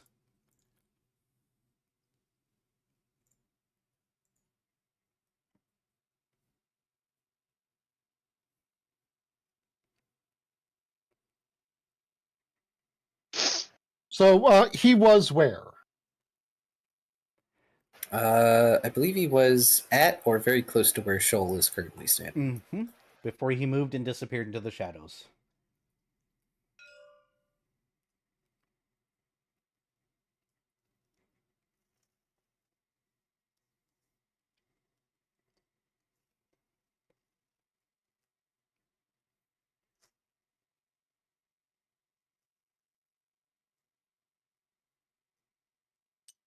Okay, well, Dr. Volt is going to go here, and he's going to do something that may be effective, may not be effective. Who knows? He's going to go here, and in this general area, how do I... Use the line tool. Yeah, okay, in that general area, Mm-hmm.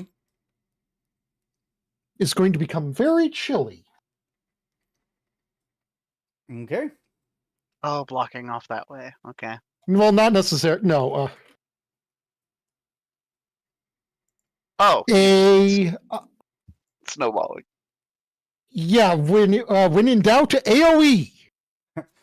30-foot cone of snowballs. Understood. Jesus Christ. You do a snowball in a 30-foot cone.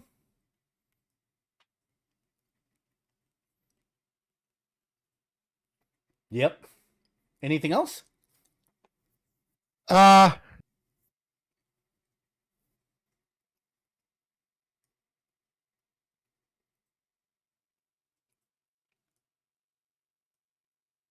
do. Hold on.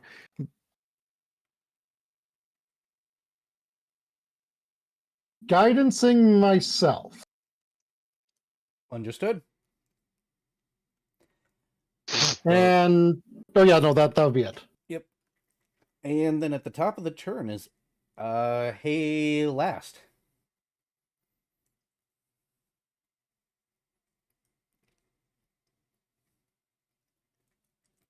Your turn. I'm trying to remember if my at-will detect evil will help me ping a guy. As long as he is not concealed through magical means, it should, yes. It doesn't allow you to pinpoint him, but it allows you to know generally where he is. Yeah, so you need to use, I think, 3 rounds in order for it to pinpoint the person. Yes. First one is presence or absence. Second round is number of evil auras, like how much evil is around. And round 3 is the location and power of each one. So what you could do is at least assure us that he hasn't teleported away. Correct. Mm-hmm. Which is at least your swift action. My at-will detect evil is a move action. Is it? Okay. That leaves you with your standard and your swift.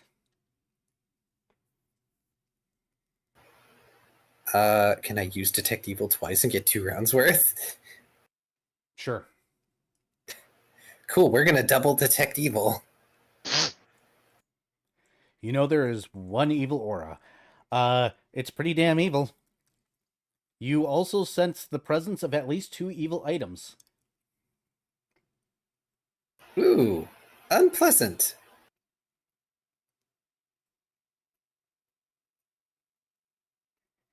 And I guess I will cast resistance on myself for +1 to my saves, just in case. Understood. All right. A paint. You're in the darkness. Okay. How far up on the roof is he? Like 10 feet. It's not that high up. Jump. Okay. And he's gonna try and use his scent to find this guy. Okay, so when you jump, you take 1d6 points of damage from That's fine. ball. Let me get that. I don't get to use these rolls very often. To be fair, most likely, my DR will eat it. I mean, 6 points of damage, so you will take 1. 1 point, okay. Yep, and then you go ahead and roll an active perception to see if you can sniff him out. Sniffle, sniffle, sniffle, sniffle. Snoof, snoof, snoof, snoof.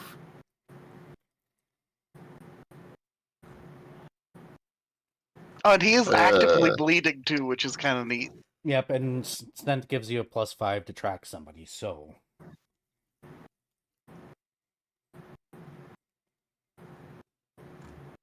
Oh, is that how it works? Okay.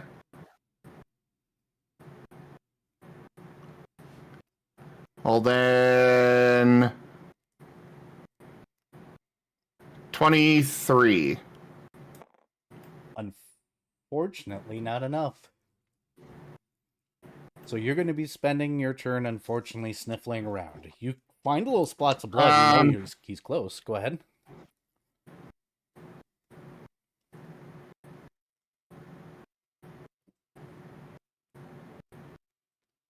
Fudge it.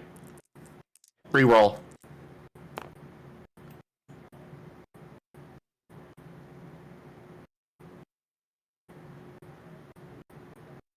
$28.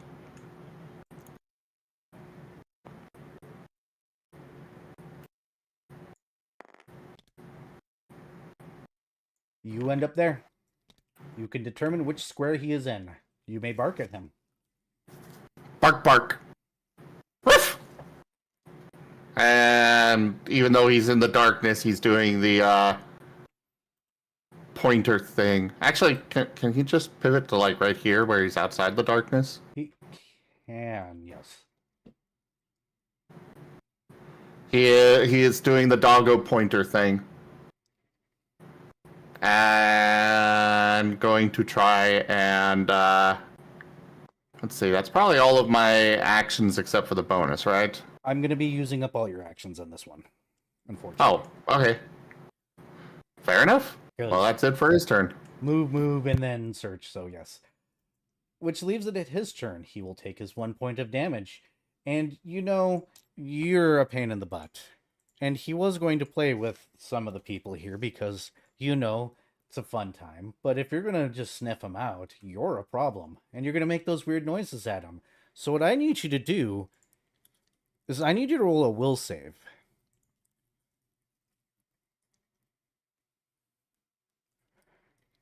So remember that very evil item I mentioned, by the way, Key? Yep.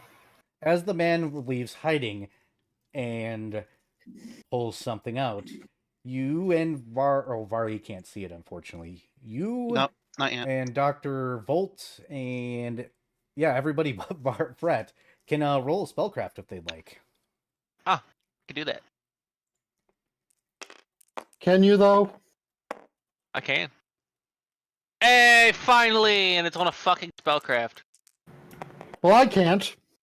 Well, here's Paint's 25. spellcraft. 13 for Paint. 10. For my will save.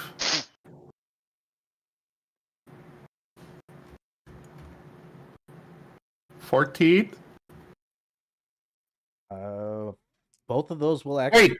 Wait! Hold up. Anybody else want to roll their things? I rolled a 25 on my spellcraft. Oh, you're going to get it. Dr. Volt? I sure am being the... I forgot how much of an artificer I am. That's still a 21. Cool, so everybody but... Wait, no, 22, because I guidanced myself. Nice. So everybody but unfortunately Key will get this. Finger of Death. That is... Oh, shit. This is Finger of Death. Oh, no. Hold on. Mhm. Paint has spell resistance. Oh, this is applicable. By the way, this is a modified one. I know somebody's going to shout, oh, Finger of Death, it's a fortitude save. By the way, we're on a different world. I get to screw around like this. Yeah. It's definitely going to pass your spell resistance, I'm sure. What's your spell resistance? Looking that up, I apparently did not make notes of how it changed, because it changes based on my level. And the website is... Oh god, everything is being super slow right now. What's the artifact? Is it just like a finger? Yes, it looks like a bloody severed finger. That's horrible. We've been playing too much Elden Ring. No, this was... Well, I didn't think of that until now.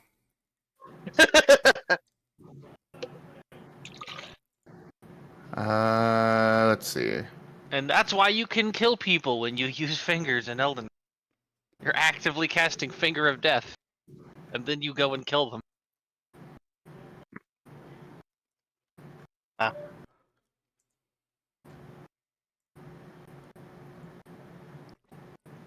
Sorry, I'm trying to find this as fast as possible. Here, I'm gonna run the bathroom really quick then, because I actually need to take my Okay. meds. And then you need the bathroom.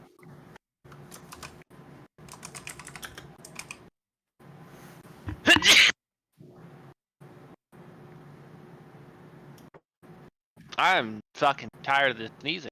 That's the point I'm at.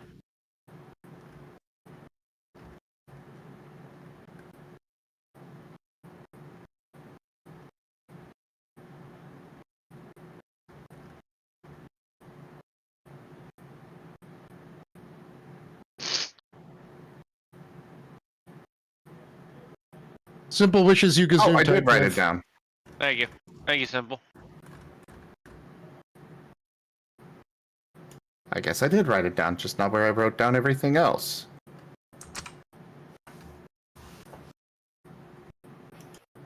So the spell resistance is a 15 right now.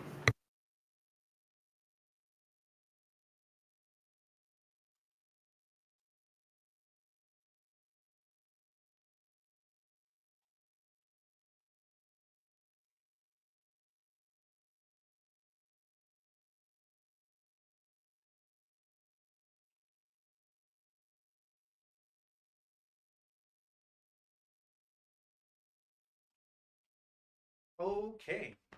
I am back. Sorry about that. 15? He definitely passes. Yeah, 15 for spell resistance. Yep. And your will save was a 14 or a 13? 14. Okay, you do pass, but you're going to be taking some damage here, so give me 1 second. How much health do you have? 50. Oh yeah, then I don't feel guilty about this at all.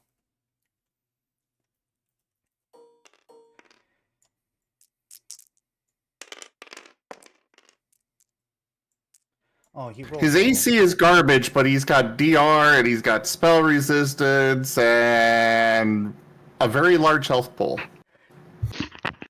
That's fine. You still take 15 points of damage as he pokes you with what looks like a severed finger.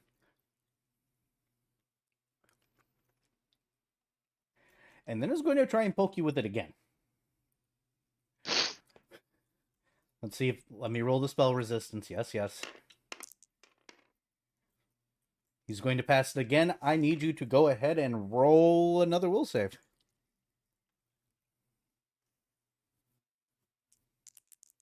Trying real hard to kill the doggo.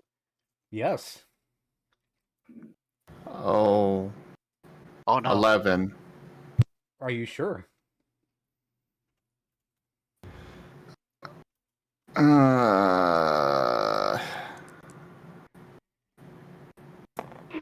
Fine, I'll use a reroll. Oh, 21. That is a pass. Yeah, if you had not rerolled, you would be dead. Take another 15 points of damage. Oh, that didn't kill you.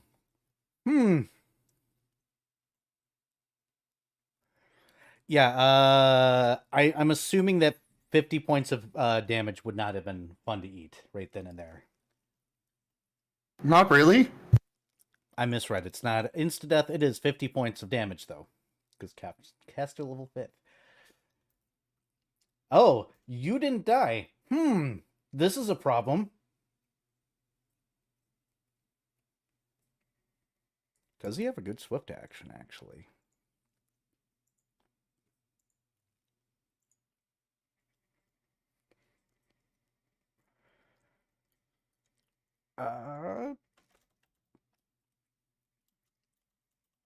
No, he just tried to kill you twice and it did not go.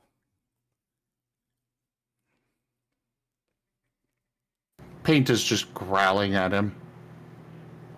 He is not showing any signs of weakness. He is strong. He does not have a good cantrip to do here. Well, I guess that ends his turn. Hey, Fret, it's your turn. Hi. So, yeah, Fred's going to, okay, so, reasonable thought. If he's wanting to play hide shenanigan games, we can play hide shenanigan games. So, Fred, with this card, is currently in concealment. Yes. So he can initiate a stealth. So, gonna do a hide check.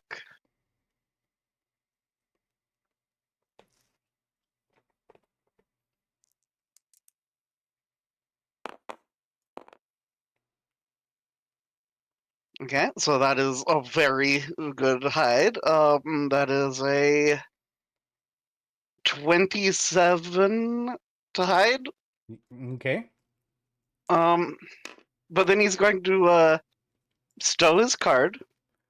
Understood. Let me get rid of the... Move half speed. 1, 2, 3. And he's getting stabbed in the back. What was your percept or your hide? 27. Hey, Varley, I got a question. Do you love me? Yes. Well, what? Don't worry about it. Go ahead and roll your to hit. Okay. I think this guy has gotten the upper hand on you guys enough this game. Though it would be funny if he would have not. Oh, that's a crit. Roll to confirm.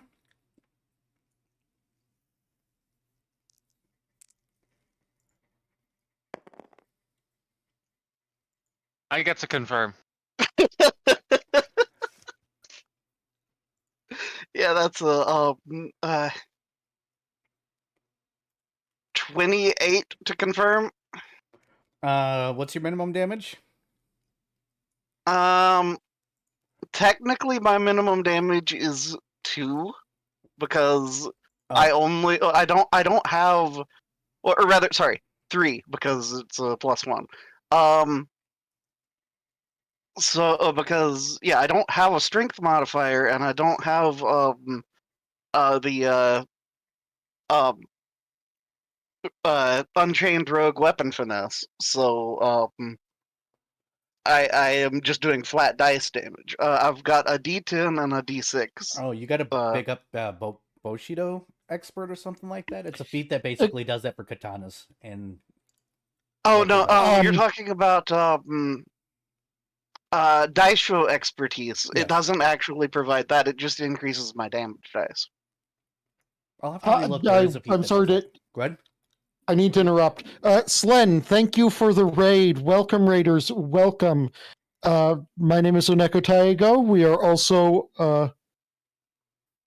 being joined by Razim and Drunk Dragon Era,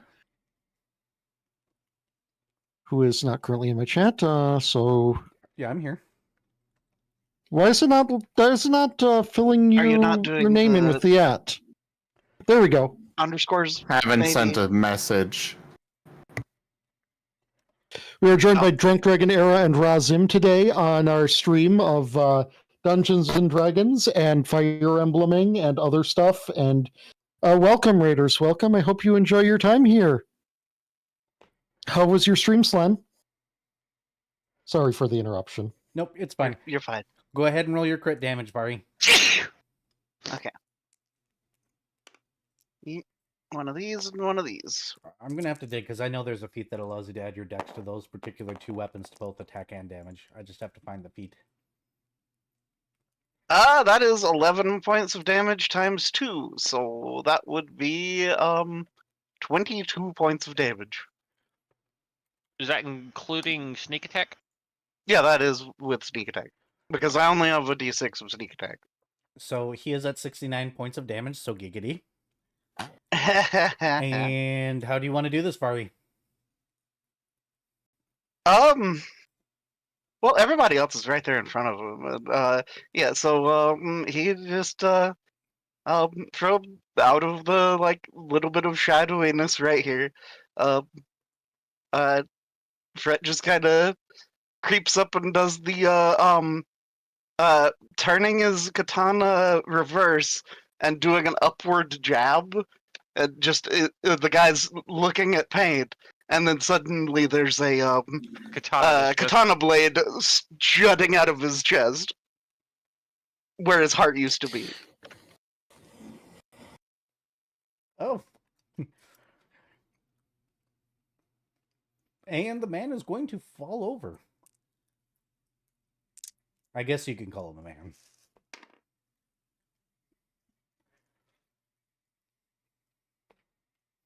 This combat is open, so what do you guys want to do?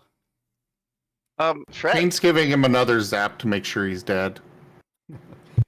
Instead, you restart his art? No, I'm kidding. So, I mean, obviously, we loot the body.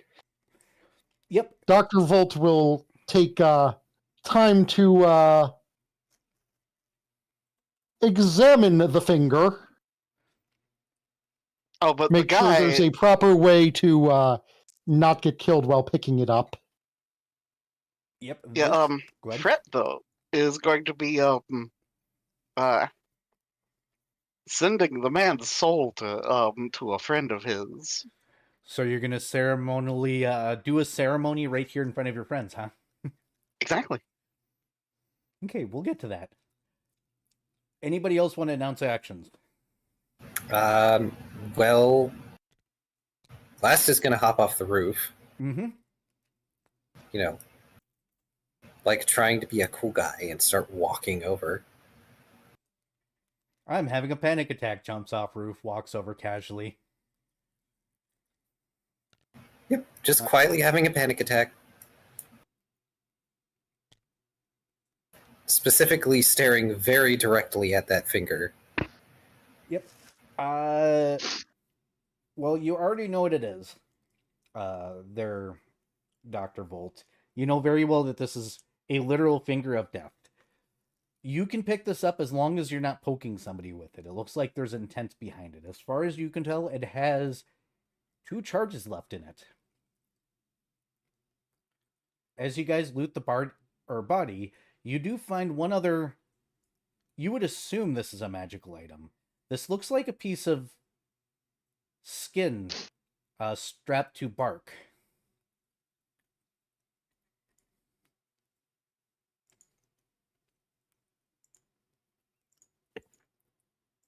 So, Era, I have a question about the semantics of various things in our travels. Mm-hmm.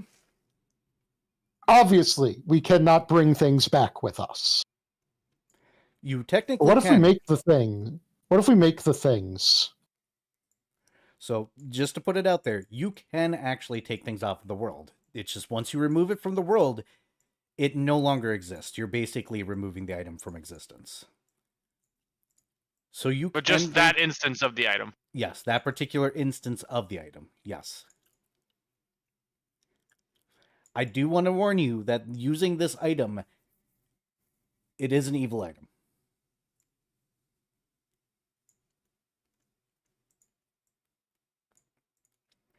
Well, you see, that is less the issue Mm-hmm.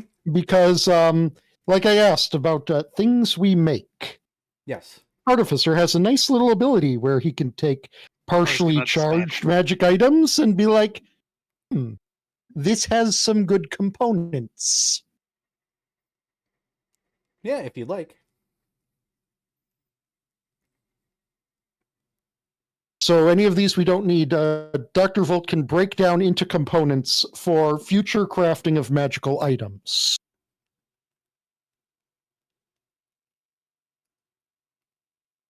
Wait. Never mind, no, he can't.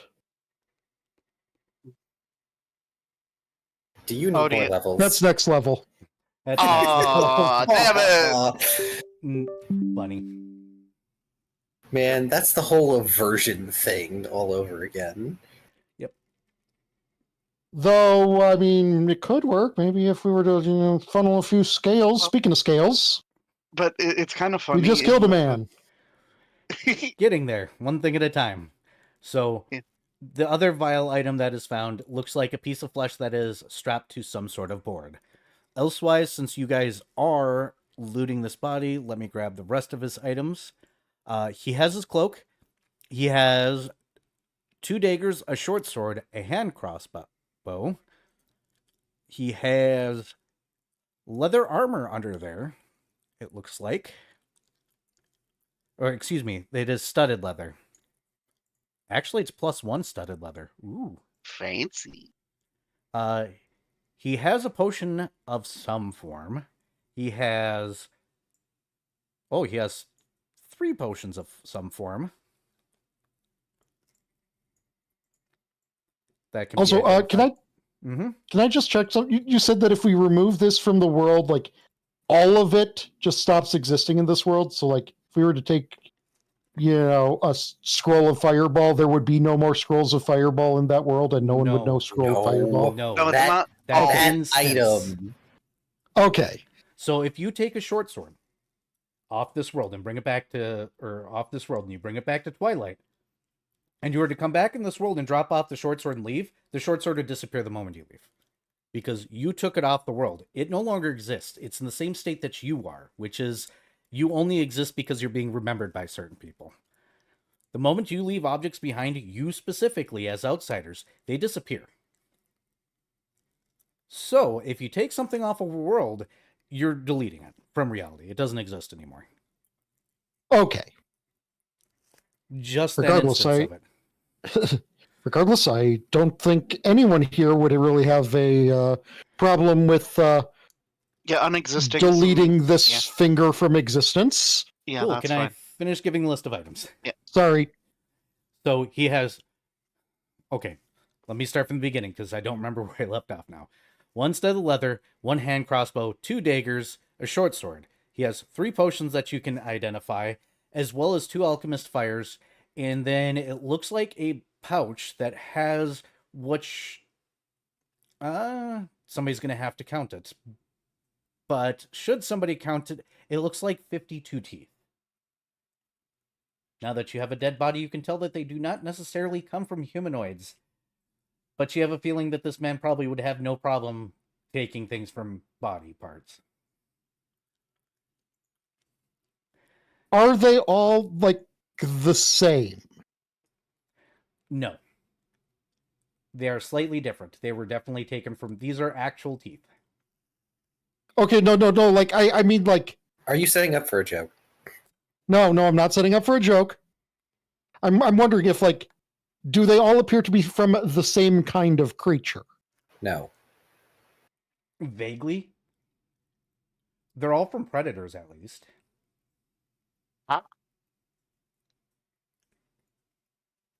Random. Looks over at Shoal. Oh no. You can try. I can't guarantee that you'll survive the experience. All right. So was everything listed, or Yes, that was everything Okay. now. also important note?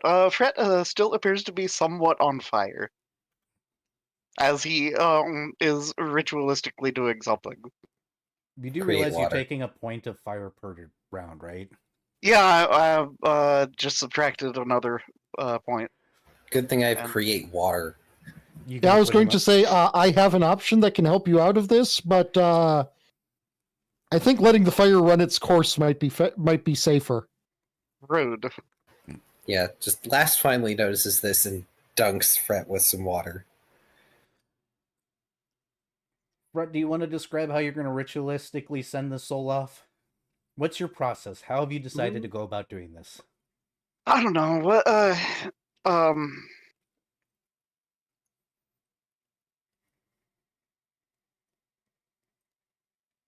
Well, since the guy has a mask, um, yeah, okay, let's see. Well, he's already been stabbed through the heart, and Fred will subsequently line up his katana and uh split the man's mask and pierce through his head at the same time. Fancy. Hey guys, Viv is doing weird shit over there. I mean, Vari. Yeah, Brett is. Sorry. Yeah. Floor's open. You guys can do things now. Dr. Volt's now also going to go take a look at that weird skin. You may spellcraft that. He's also Fate going to use doesn't- his thing. What is paint doing? Paint doesn't really understand what the significance of what Fred's doing. He just kind of looks at it as like what he did, and he is just gonna be limping back towards the camp. Kinda, well, I guess probably this way, but either way. He's curling up over here. He's hurting. He took a lot of damage. Aww. Yeah. So let them deal with everything.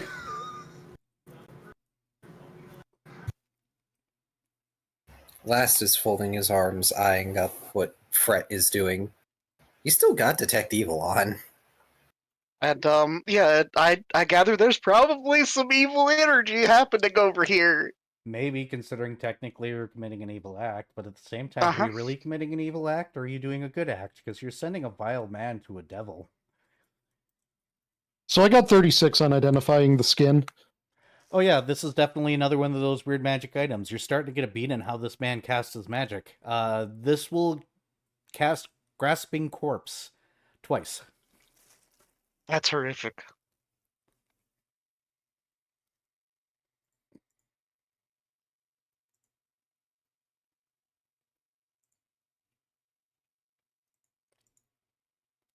Man, mages in this world are vile, huh? Yeah. Well, you said he has 3 potions of various sorts? Yep, you may identify those.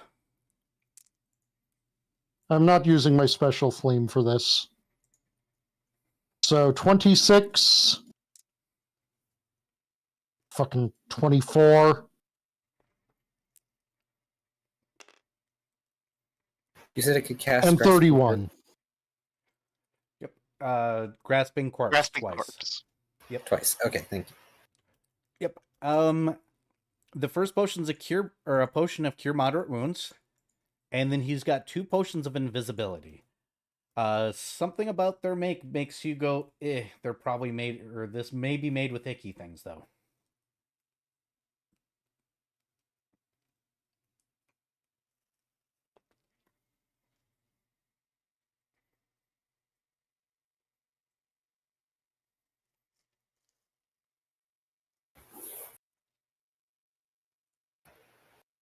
Fred, what are you doing? Once Fred finishes up and kind of just gently closes the man's eyes, he just stands up, brushes off his pants a little, pulls out his chalkboard, and just simply notes sending him where he needs to go.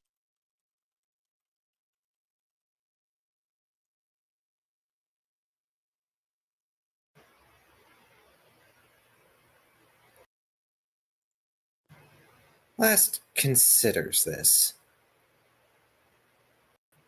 Considers the corpse.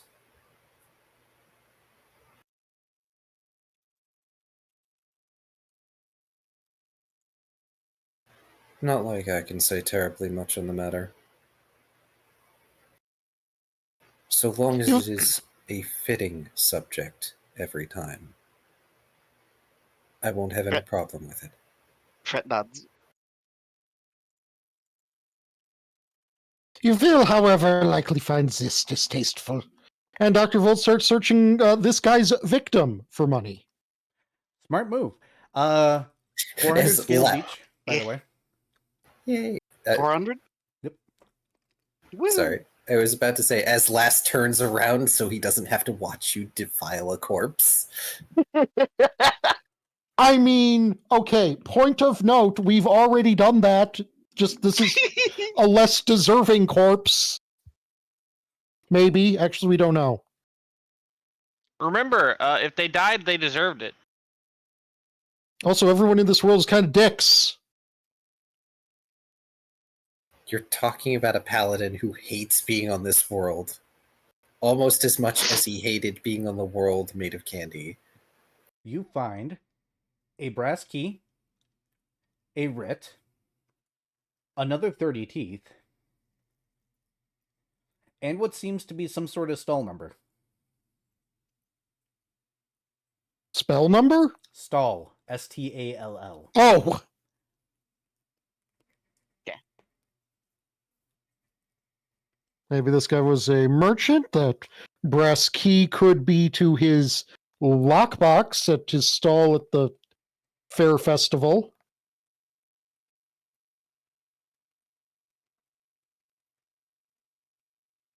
Yes, A should key you that gander at the writ. It is authorization to sell on premises.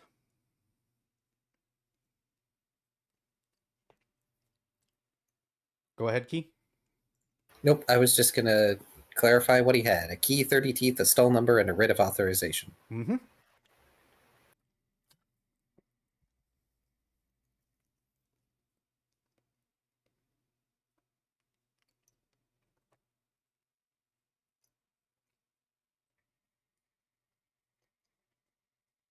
Because doing so...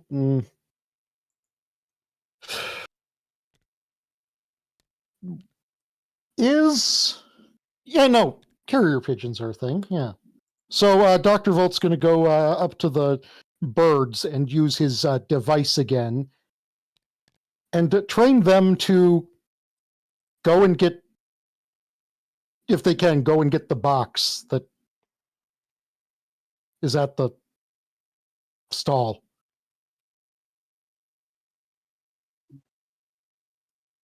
Okay, do you need to roll a handle animal or anything like that?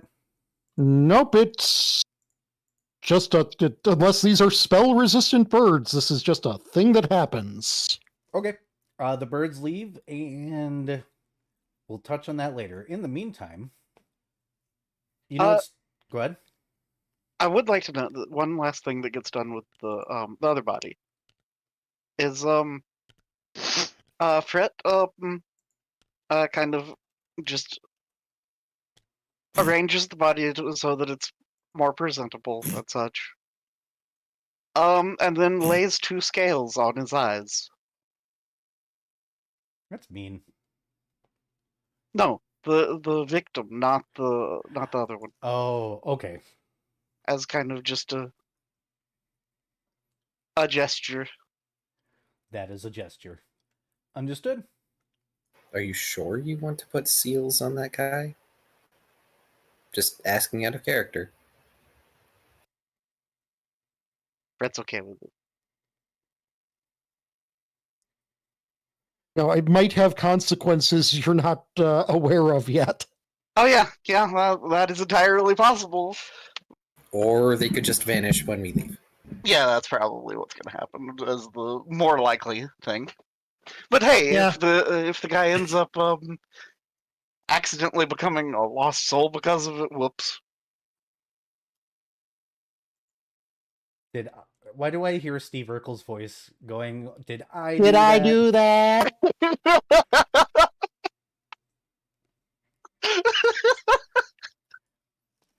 Oh, that's yeah. It's weird. Now I hear Steve Urkel's voice saying, chili dogs!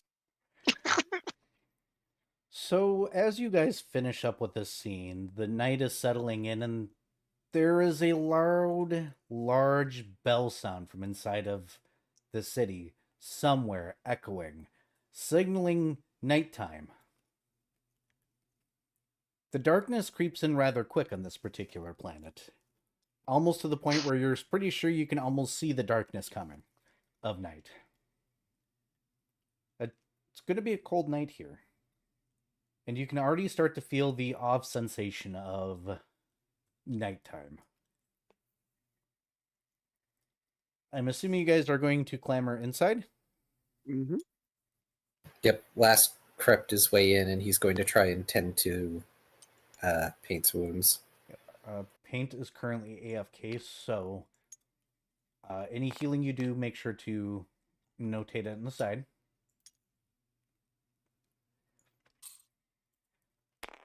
Night on this particular planet is very interesting. After nighttime falls, the only thing that you hear is not the dull sounds of the city or the animals or anything like that, is the occasional, what you're hoping is a guard, walk around in what sounds like very heavy armor.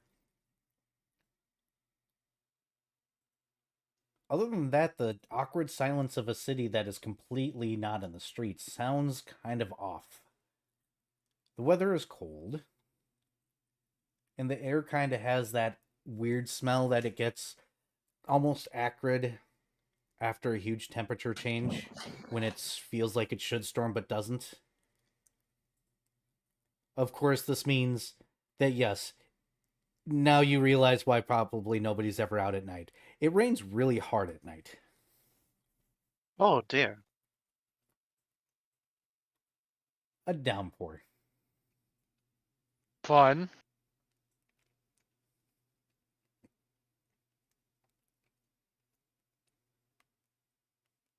So, Fred's going to contribute to healing up people. So, yeah. I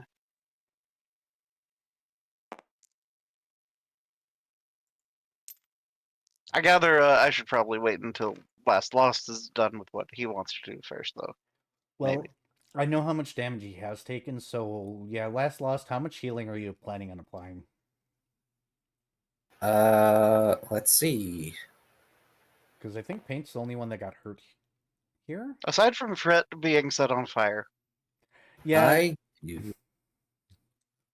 I do 2d6 every time I use Lay on Hands.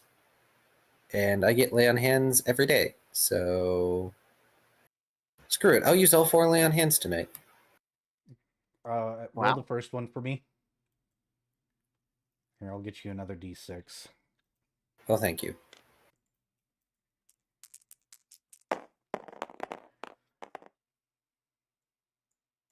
Nine. Roll again.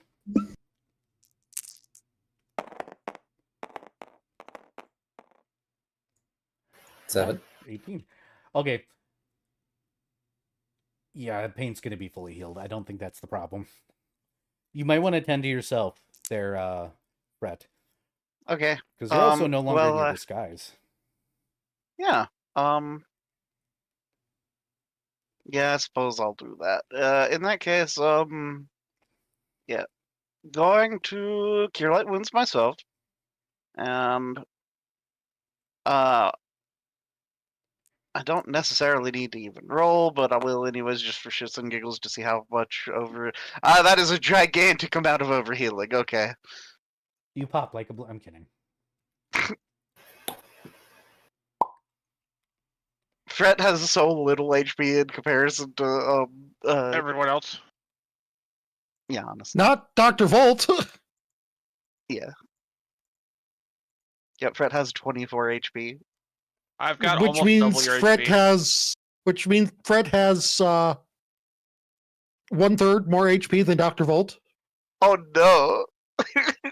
Actually, hold on. I got a correction. I thought I knew how much damage paint had. I was wrong. Do me a favor. Hey, Keith, roll again. Yeah, I was gonna say, didn't he take like 30 damage? Oh, you from took a some? shit ton. But he also has damage reduction, so that always skews my numbers.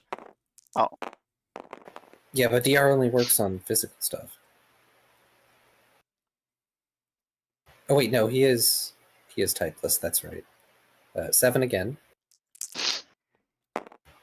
and for the fourth one, 11. Okay, he is actually fully healed. Good.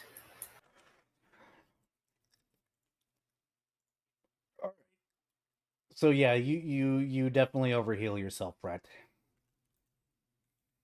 Cool. Congratulations. You did it. yeah.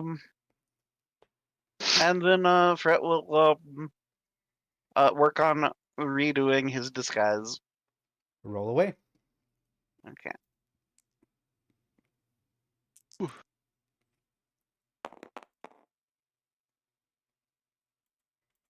Yeah, well, that's actually better than my original disguise. Okay, Good. Make sure to so notate it for yourself. okay. So since birds generally shelter during rain, I'm going to assume the birds aren't coming back yet. No, and matter of fact, they're gonna probably spend until the spell ends trying to figure out where the lockbox is because it is. They don't know Fair where the enough. skull is. Yeah, I crows. don't know, I can hope they'll be count- able to recognize numbers. Crows can count to 8, or something like that. On top of that, the lockbox wouldn't even be liftable by them. Okay, fair enough. Yes, I am making you guys go there if you want his stuff.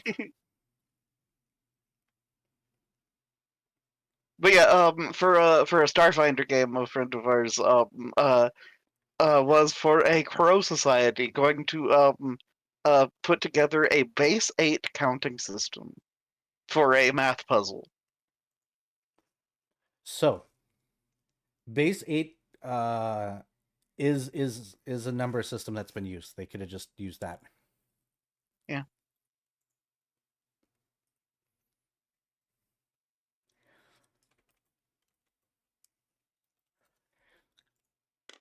But you guys are sitting there. You have, because the dice were nice to Vari, squinting. Have some teeth, which means you have some level of money. We don't exactly know really what level of money we have, to be honest. Nope. You could. We could still be destitute, or we could be Jeffrey Bezos for all we know. I mean, you could always ask your shadow companion. You can call for him if you need to. That's a good idea. Actually, yeah. Doing just a check-in anyways would be a good idea. Pretty sure anyone can call for him, but it's usually Last who does it. Dextral. After 1d10 rounds, which I will actually roll because why not? 9 rounds. He must be busy with something. He will slink out of the shadows after making sure it is safe to be slinking out of the shadows. And by making sure it's safe, you literally see his head pop out for a moment and then watch him pull himself out. And he goes, yes.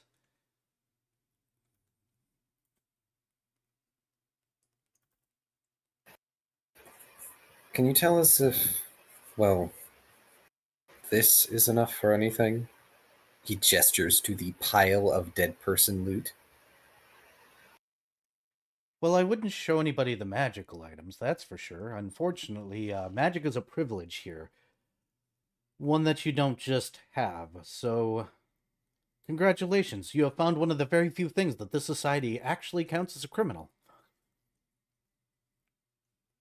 How lucky. I more so meant the teeth. Oh, those. He'll kind of rifle through them. Let's see. Well, this would be considered. What's a good way of saying this? He pulls out 2 teeth. As far as I'm aware, this will get you a meal. Not a good meal. He'll scoot out 4 teeth. This will probably be a decent meal. And then he'll push aside about 20 and goes, I think that's about as much as a room if I'm understanding their system quite well. So you at least have a couple of nights here. Well, it's something. And we don't know when this process is going to take place. Oh no. Not at all, do we? Well, the good news is that I'm pretty sure that it doesn't rain like this consistently. I think the storms come and go all night. Ah, so we only have a chance of being flattened by tides of water from the sky. Shoal just kind of deadpans. Oh no. Water. Well, you do Perhaps know Shoal could go and fetch the box. Maybe he could even get there faster than normal. Brett If shakes it's, his head. if it's raining hard enough, I could technically use a swim check to move.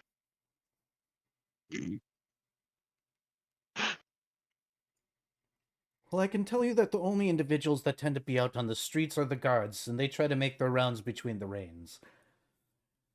Though you did have a building you had to watch at night, don't you? Yep. Yes. Hmm. Permanently locked door, no windows. There will be smoke coming from its chimney. It will turn white when they finally have their victim. And I then see. 2 days later, the lost soul will appear. Well, cryptic. Did you have other It- questions for me today? Not as yet. Thank you. There would be a good place to hide some bodies. I don't know that it matters, Walt. My suggestion? Just drag them into an alley. That seems what individuals do.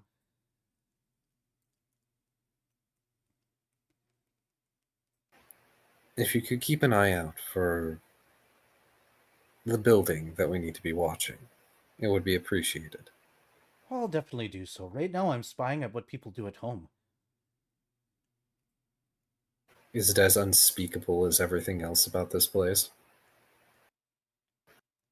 I wouldn't necessarily say that. They have a mating ritual.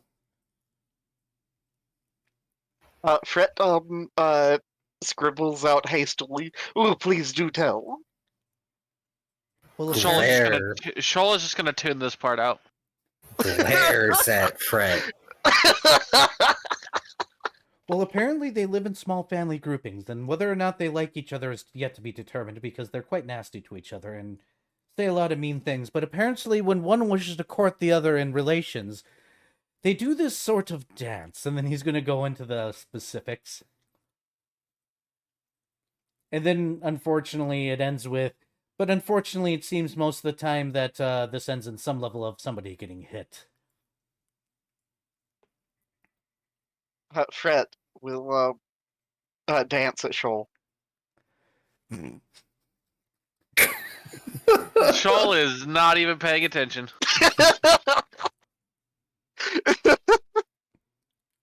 Actually, wait, hold on. I've got important thing. I do have points in perform dance. Give me a moment. Oh, jeez.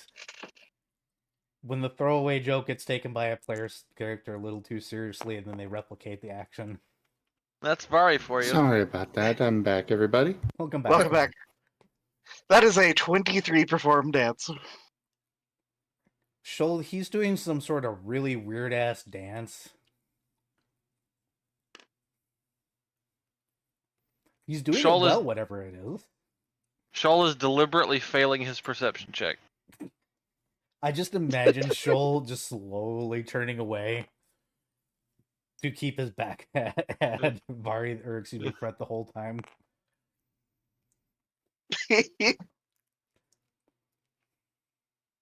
Fred eventually gives up. Lol. Paint is And looks fully. so disappointed. Oh. Pain is fully healed, by the way. I did hear that. Thank you. Yes. Well, if you don't need anything else from Dextro, he is going to leave. The home lives of these individuals is very interesting. He's never seen a group of people who seem to hate each other so very much put up with so much of each other's bullshit. But I thought he signed on to be a member of an adventuring party. Not what I meant.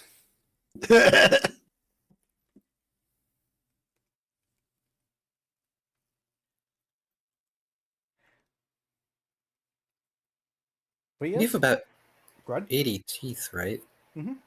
Something like that. We have 85 total. Okay.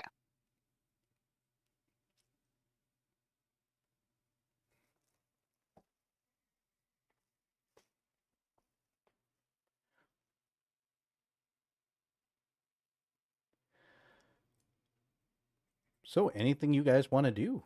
Very specifically now. Fret scribbles out. So, how do we want to handle watches?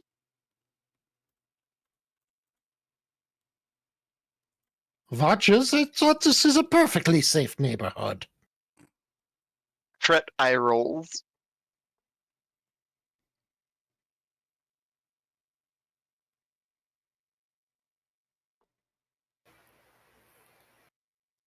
Given the rains, I don't think we'll need to really worry about keeping watch outside during them. So in between them, we can have somebody keeping watch outside. And when it rains, they can come back inside.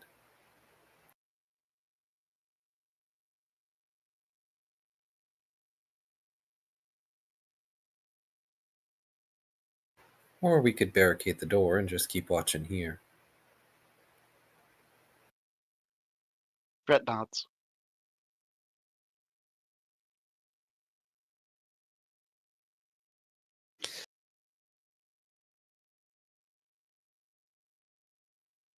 If there are no objections at the moment, I will keep hold of the fellow's magical items until I can figure out a way in order to turn them into something less reprehensible. Fret scribbles out. Well, if you can't find out a way, I'll send them to a friend.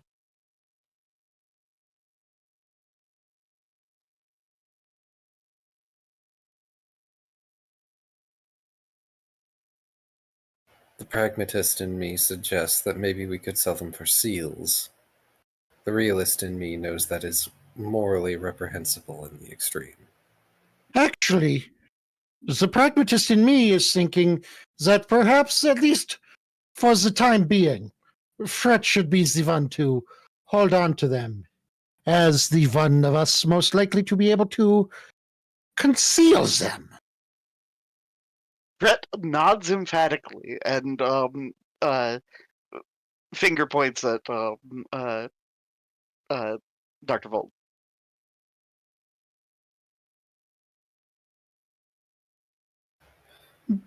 But I shall take custody of them when we get back to Twilight. A wise idea. And Fred, just in case you weren't entirely aware, as he just puts his chin in one hand, staring at Fret deadpan, making use of those things is not a good idea. Fret will scribble out. No, I wouldn't be using them though. I would be giving them to someone. Giving them to someone is also a bad idea. Fret frowns. Hey, now he's got to produce for his sugar daddy. He already did!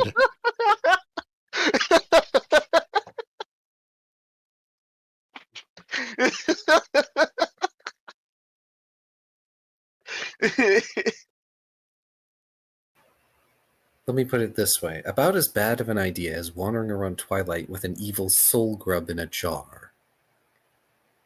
So something he's already proven he's willing to do. Fred kind of just does the half point gesture at the Volt.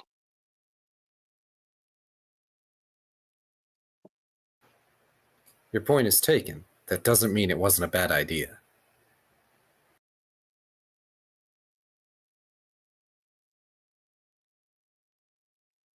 Just squinting.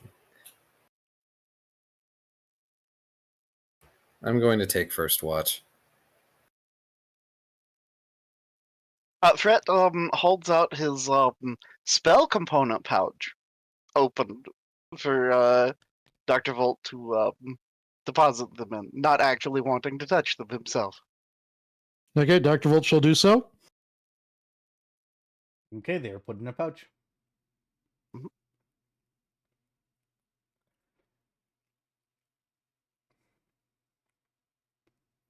So it sounds like you guys are resting for tonight. Mhm. And you guys are doing watches. So Mm-hmm. I need to know who's on what watch. And then I say that we take a break out of character to stand up and stretch a little bit. And also allow me to go and get a drink. That does sound like a good idea. Fred second watch, potentially? Dr. Volt will take third. Okay. Okay. I'm assuming Shoals with Fred, and I'm assuming Payne's going to be with last. Correct. Yeah. Cool. Okay. And Ren, thank you so much for that tip.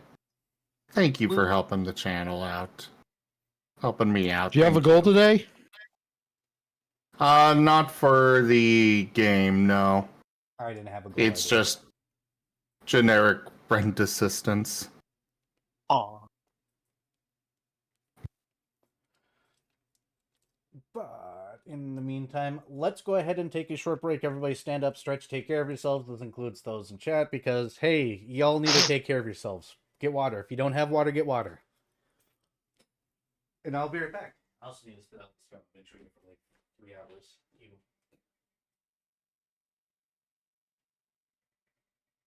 Alright, I will be right back. Same.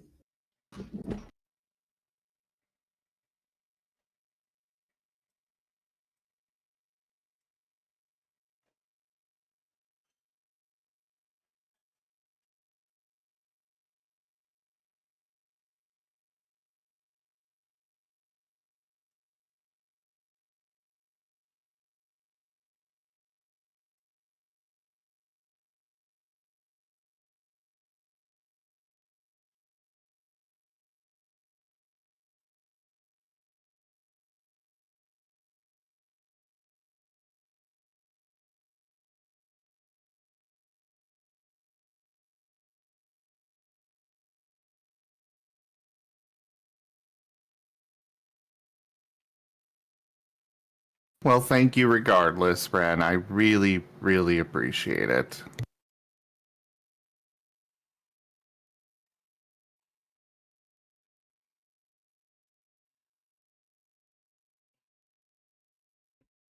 El gato.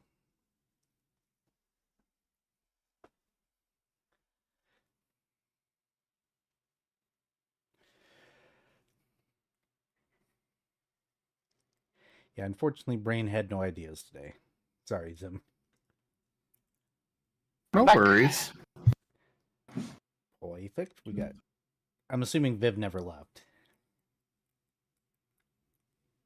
I Nope. might have left. Oh, okay. Are here. Nope. So I think we're just waiting on Taya and Key. No, I'm here. Okay. That means we're. Oh, is hey, a Key Taya. here? Waiting on a Key. I don't think so. Go ahead. So Taya, I Hmm? in 2 days have went from rank 1 to rank 10 Bastok. Ooh, yay.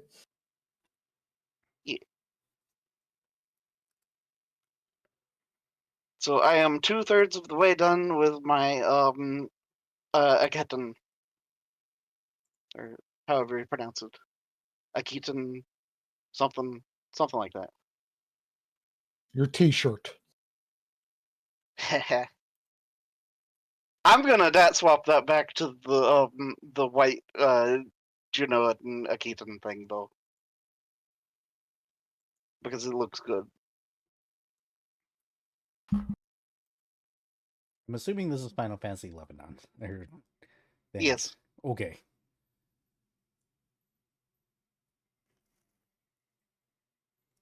So I know the next tip goal for DRS, if we have another one before we start my game. Oh, Depleted uranium signet ring.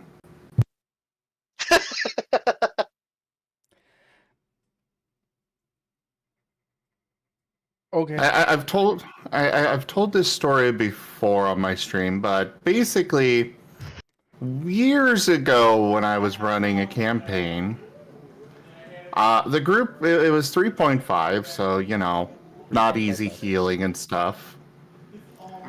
And the group was resting for the night, and I decided to give them a little fox that came and helped them get healed.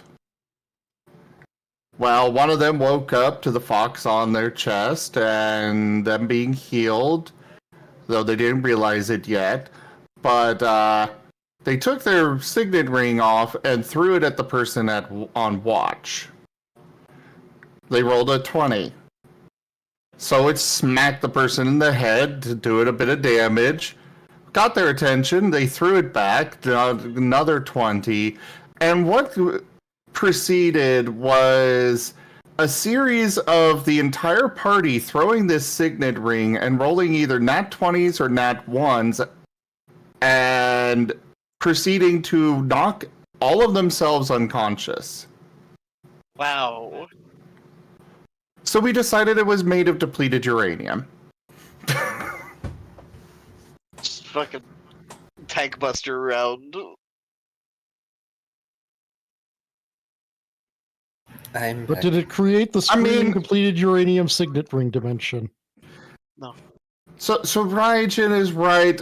So the fox did its healing by peeing on them. Okay, I'm gonna move on with life now. No. It was my punishment to them for the freaking getting in that situation in the first place. Alright. Were they all like critically wounded?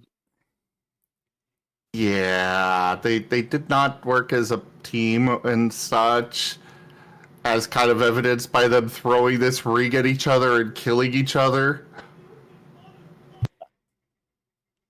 Okay. So, starting with paint and last. One of you two needs to roll doom dice for me. Either one of you can roll percentile. What? Oh, percentile. Yes, doom I got dice, it. percentile. Dice that foretell your doom, obviously.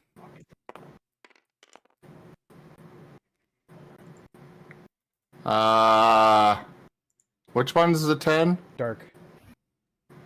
Okay, 59. Got it. Not quite a giggity. All right, then I believe next is Sholin and Fret, correct? Mm-hmm. One of the two of you roll your doom dice. Viv, you do it this time. I got to roll one earlier. Oh boy. Okay.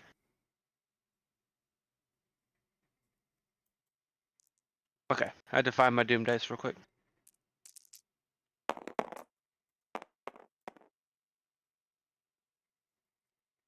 Uh, 9. 9? 9. 9 is no. Got it. Understood. Understood, dice. That's kind of how my dice have been. This has been a theme, though, over the last two rolls. 9 and 9. All right. Hey, Taya. Rolling the dice. 19. 59, 9, 19. Hey, dice. 9. The dice is saying no in German. Yes, a lot. Also, Shoal gets danced at some point during watch. The question is how much is the knight getting? Is it smashing on the table while it's doing this? Well, it is storming. Taya. This way to your corner, please. Your corner is ready.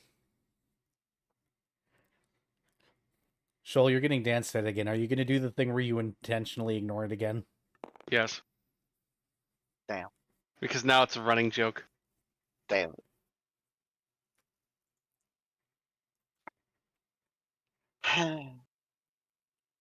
Morning comes in. It isn't very long until for the morning to get started after the sun rises before you start to hear the city get extravagantly busy again. Even though you're in that part of the town where usually people are drinking and stuff, you can already hear people showing up even here. Gross.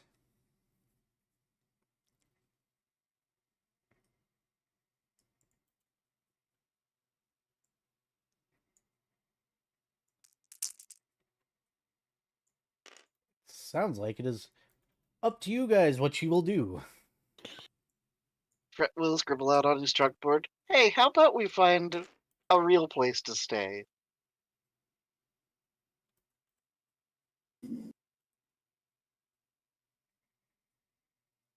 Paint is sending a image of a skinny innkeeper sneaking into the room at night and stabbing us all while we sleep.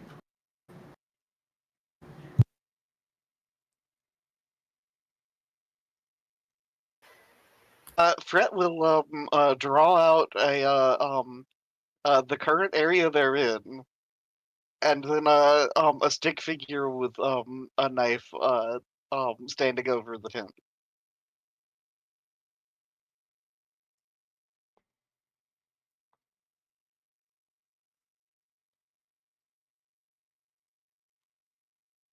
Paint is looking at it studiously, nods, and then sends image of a forest. Fret looks very contemplative. Fret wipes away about half of his drawing and writes out, "We do have a job to do, though. Good idea, otherwise." Sneezes.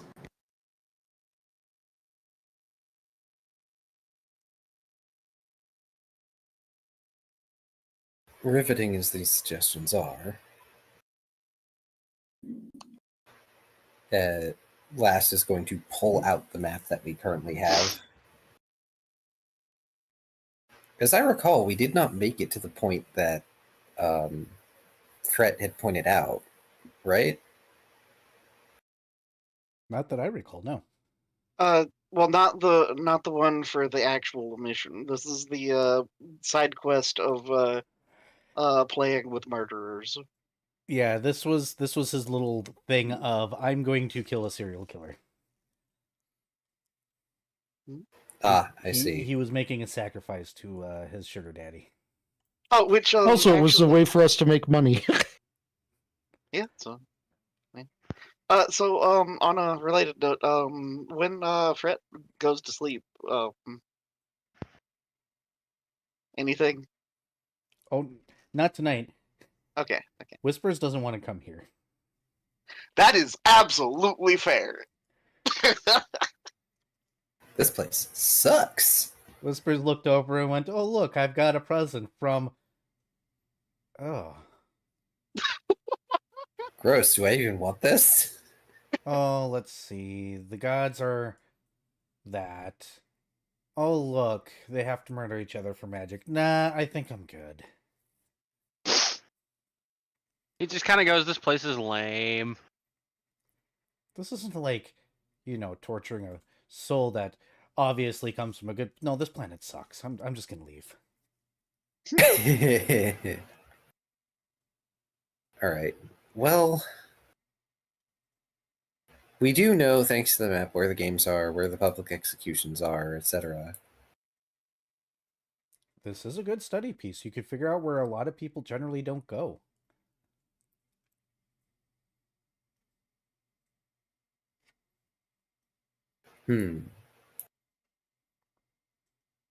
May I roll for that because Brain is deciding to fart?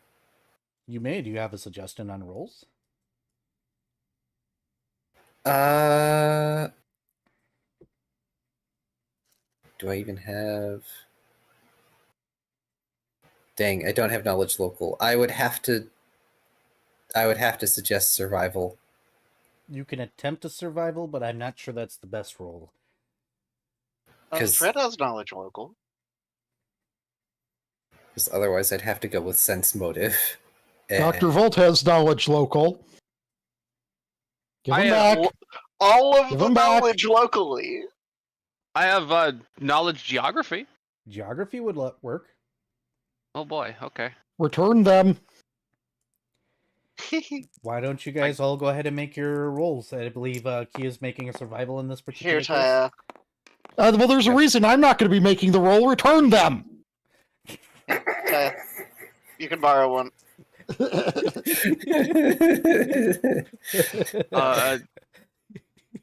18.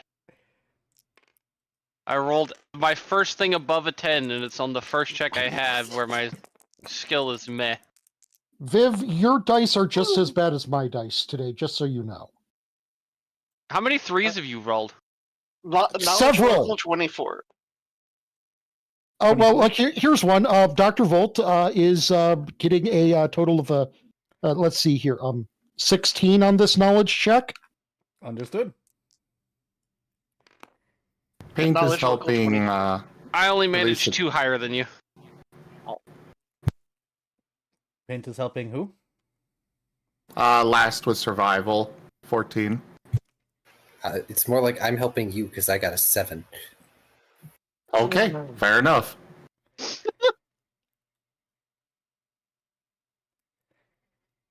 Okay. I think we're all useless. Not necessarily. We do have a 24 on the table, so thankfully somebody is going to have some offerable insight. I mean, technically, Fret is from or a particular world that's in the Industrial Revolution. So looking at the map, you notice that there is an area that you're pretty sure is probably just for shipments. Oh. You notice that the festival doesn't really go to certain places. Like, technically, you're not in the festival right now. But this particular area, based on the way that the roads are wider and everything, looks more like it's meant to be or have carriages moving in and out and shipments moving in and out than anything else. They're not the roads that people probably or commonly travel on. It's worth a look. Alternatively, there are 2 other spots that might be possible, but it's kind of hard to determine what those areas are specifically.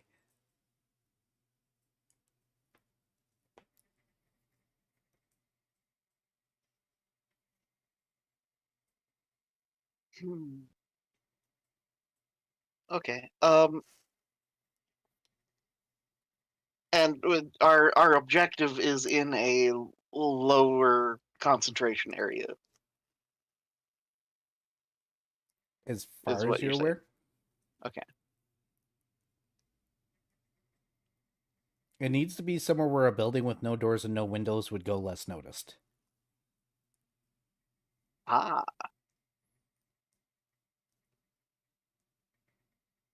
Well, Fret will kind of scribble out. So, an area that we should check today is the area around here, and we'll gesture in general area on the map. The area where it looks like it might be for shipments. Yeah, the shipping area.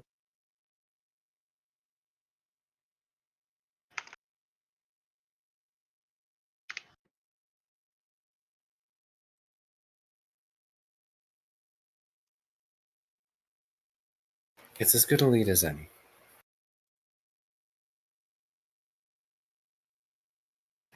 Hopefully, it'll mean fewer crowds. But knowing our luck... Well, we shouldn't hold our collective breath. Fret gives a thumbs up.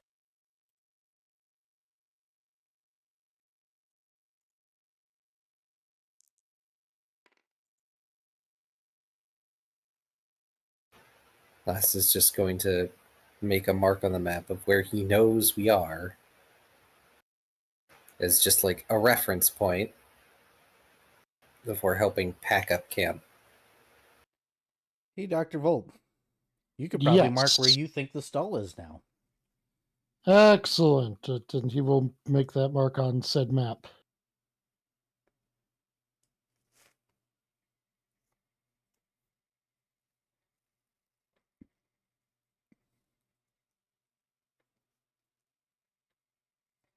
And it sounds. Well, Go ahead. Fret does suggest. How about we swing by that stall and then make our way to the shipping area? I see no reason why not if it's on the way. But if we're going to go out of our way for it, we might not have time. Hmm. How about some profession navigator to determine whether or not, or rather knowledge of geography, whichever you think would be the more appropriate. Navigation is your specialty. Go ahead and roll it. Okay.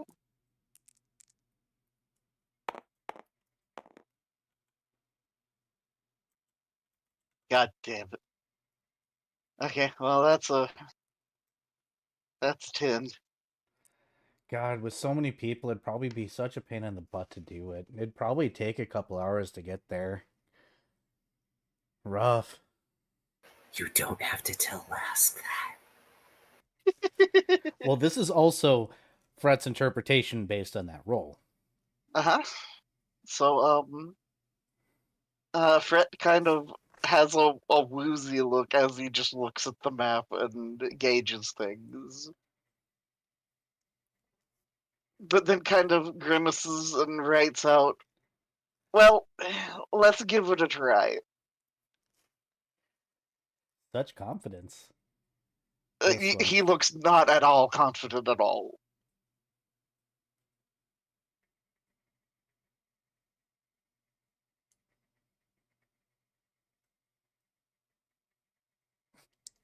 Actually, he probably looks very concerned.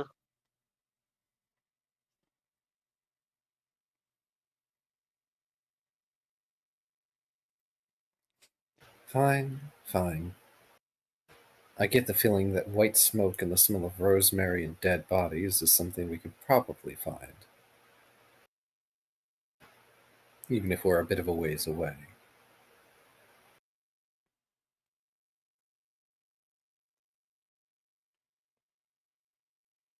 And off you guys go. Mhm. Into the lovely, overbusy city streets in your disguises. So, give me a second. I need to roll 3 things.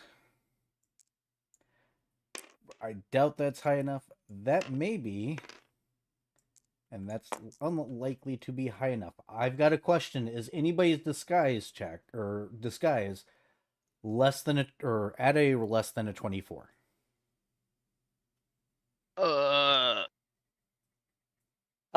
I can't do less than a 24. Okay, Mine is not less than a 24. that is good to know. Yeah, my modifier is a 23.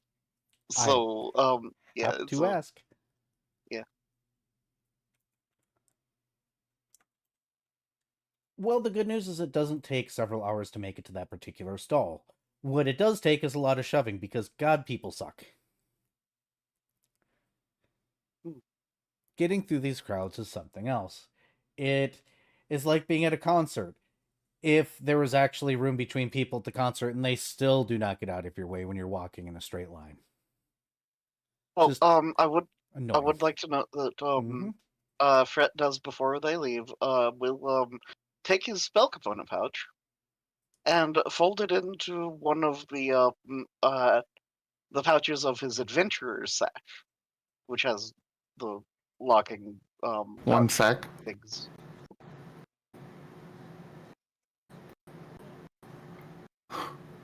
Timber, thank you very much for that resub and your 38 months of support.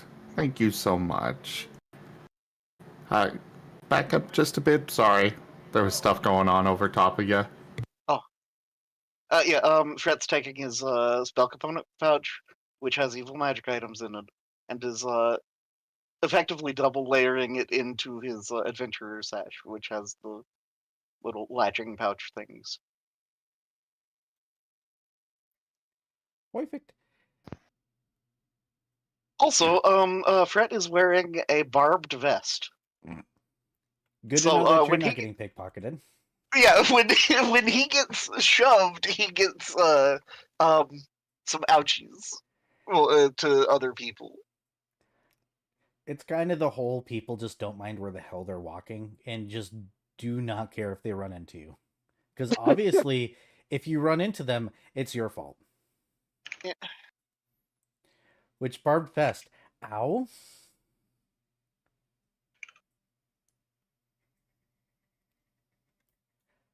And while I'm at it,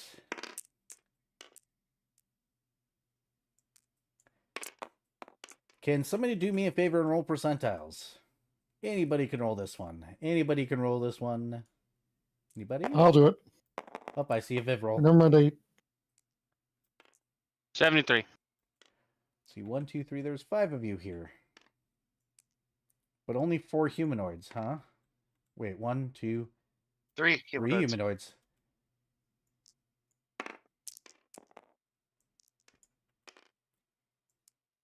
Roll perception check, key.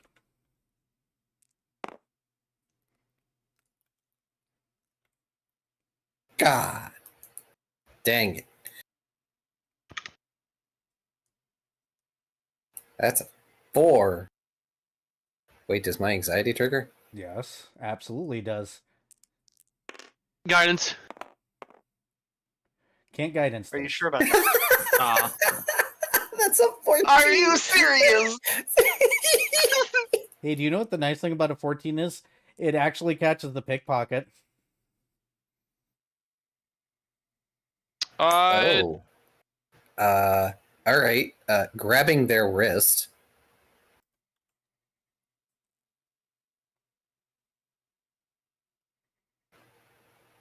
Yeah, you grab their wrist. They're still trying to reach into your pouch for some reason. Can I help you? They give you the fakest smile you've ever seen in their life. They don't say anything. They just go, "Good, you're keeping an eye out," and then they try to walk away.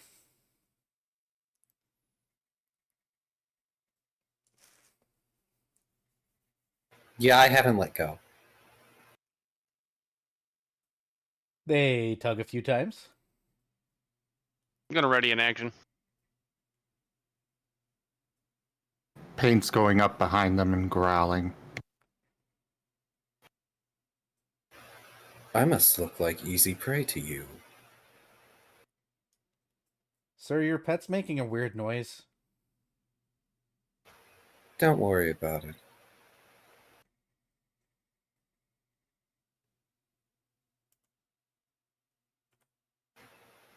So,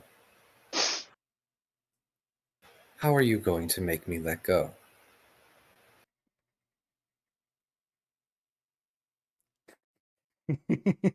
Roll and intimidate.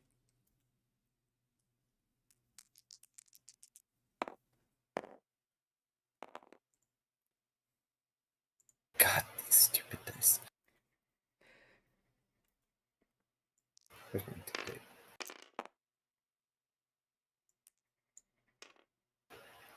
That's an 11. He says, I could use the snipe I got. Fret, could Fret roll to assist with the intimidate? You may. In that, there's the sound of a rusty katana squeaking out of its sheath. I could use this knife I got. Seize a katana. Oh. Meanwhile, my brain is just going, and this knife I found. Nice. God damn it. Okay, fucking, that is still a 13 to assist. I got this headcanon that you go to start to slowly draw the katana and it gets stuck on one of the rusted parts. his yeah, he just goes, I could just use this knife here. I stabbed to the wrist, you know. Tends to make people let go. Do it. Do it. He's not saying this out loud, but Shoal's just like, do it. Do it. Do it. Give me a reason. Give me a fucking reason. I don't know. He stabs last, and it's just like, okay. Les just tilts his head slightly to the side and smiles. Or you can just give me 5 teeth and I forget you ever existed. Roll and intimidate again, please. Yes, Vari, you may. People may go ahead and roll to aid. I'm not rolling shit for intimidating. You can't make me. Oh, that's so much better. That's an 18. Okay, I'll assist, kind of just sidestepping into view. There you go. Okay, that's a 20 to assist. Paint, are you assisting at all? I know you're being a growly boy. I mean, I'm tempted to I was try, checking but my. you know what? Fuck it. I got a whole 1 bonus, but Oh, 19. I mean, that's a 14. It's even funnier when you hear the total and then look at what I actually rolled. The guy kind of looks around at everybody, rolls his eyes and goes, fine. And he'll very intentionally throw the teeth on the ground. Almost like a pestilent child. And then do that lean back thing where he's not really holding his own body weight anymore to make it hard to hold on to him. He goes, am I free to go now? Shoal scoops up the teeth. Les waits until the teeth are scooped up. And then he's going to,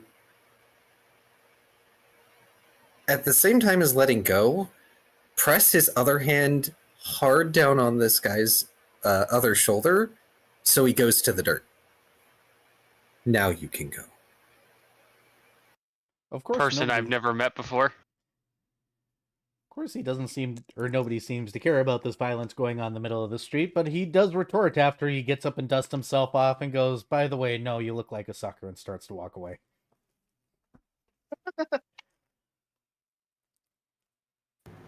Pain's giving him a bite on his way out. Oh shit. Oh, I saw that one. Yep. Yeah, I did too. The dice are like, and nah. What's your total? So, Swing and a 30-20. miss. Oh, Dirty 20, go ahead and roll a d4, because I don't think you have a bite attack. oh no, I do. Oh, never mind, roll your damage. 2. Well, he's Oh. not dead, thankfully. Oh yeah, Paint didn't want to kill him. Just send a message. He's a commoner. He probably has like 5 to 10 HP. Pretty much. Fair. He's going to attempt to kick you. Does a 13 hit your AC? Nope. He calls you what you would, or what you believe is probably this world's equivalent of dirty mutt or stray animal or some derogative thing to infer that you're gross and what have you. Before he walks off. A bad thing happened to him. It meant he deserved it. Well, obviously, but he doesn't think that way. Why would he? Ah, but them's the rules, bitch. Is Shoal going to abuse this for the entire time they're here? Yes. Well, of course he is. Welcome to an evil society. You guys make Shoal's just chaotic. y'all are embracing this whole evil thing way too easy. No. Shoal's just going to continually point out, no, those are your rules. Yeah, you deserved it, I guess. that's Era is now having thoughts about running an evil campaign. Shoal being like, this is what you get for following rules at all. Look at you, you're dumb. once again. This is the reason why you guys are able to do that in a public situation and nobody gave a damn or intervened. But you guys are going to go ahead and make it to this individual stall you have a key for, and it's already very obvious that the stall next to it has taken over the landmass. Behind the stall where there looks like chests and everything, this individual has obviously tugged a bunch of the merchandise over, except for what looks like a couple of heavier chests that seem to be locked and weighted. Obviously, he doesn't have the key to all this stuff, but his merchandise has spread between the two tables. I guess we're just taking the chests. I mean, I think we could take all the merchandise too, because well, we've got the key for the stall. It belongs to us. You guys are slightly concerning me how quickly you're adjusting Yeah, to the yeah, evil. I'm just Yeah, so- no. Yeah, I mean, Last- we've got the To Got be the, cl- I mean, to be wait, hold fair, on a second. To be fair, yes, you guys can. no, Hold on. I'm waiting for Taigo. I'm just gonna suggest something here. So, Vari, why doesn't Fret maybe duck around the corner, maybe use his head of disguise and decide to maybe look like a guard. Inquire if this man has the proper permit. Well, the problem is Fred can't speak, so that would. Oh, right. I haven't learned ventriloquism yet. Okay. You know who would make a No. good guard, but is very bad at lying?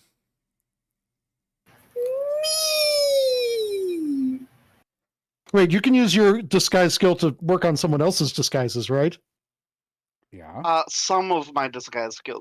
There are bonuses that I cannot share. Ah, You cannot get my plus 40. rip. Just so you know, I'm pretty sure I have the lowest disguise out of everyone at 27. No. Yeah. No. I have the lowest disguise. Are you 25? Honestly, I don't even remember what it is, but I have a -6 to my modifier. So Oh, shit.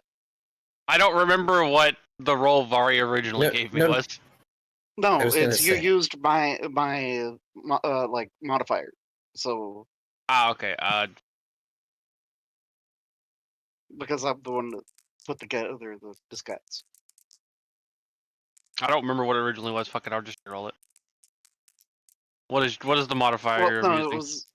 it was 23 for the, but no, it was I recall yours wasn't great. It was like I think it was the same as but I mean, if you don't remember, then Yeah, I legitimately don't remember. I'll Yep, just... make sure to write it down. Hey, Zim, remember earlier when you said that there was a bonus in your reflex save? Was that your disguise, by the way? what? I don't know. Where'd you guys note your disguise? Oh, the results of the disguise? No, that was 37 that I've got for that. Okay, good. Viv, go ahead and re-roll it, but make sure to write it down this time. I did. I'm waiting on Var to tell me what number I've used. It's plus 23. 37. Jeez. 37 disguise. At the moment. Yes. Yeah, if you make Shoal try to disguise himself, it is basically an immediate failure. Yeah. But Fret will scribble out. Hey, we could offer this shopkeep a way to make a few quick teeth.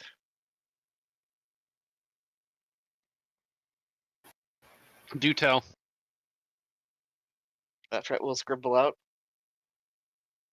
We just offer him a little bit of whatever's in the box. Or we could just take what's in the box, because it's our box. Fret shrugs. I'm not sharing. Fuck him. Fret will bond his mind to Shoal. You're getting way too deep into this. This is a bad place. You No, shouldn't I'm be. just no. I just don't care about the people here. So why would I? Why would I go out of my way to be nice when I can just ignore them? Fret frowny faces. And give Shoal a look. Blast is just sort of standing there, able to just sort of look What? at the I'm both not of gonna them. knock his shit off or anything. He didn't try to kick me. It's just the boxes are ours now for as loot. They're not even his boxes. You all realize I only stopped the thief because they were a thief, right? Fret nods. I mean, I was just gonna knock him over if you didn't grab him. So.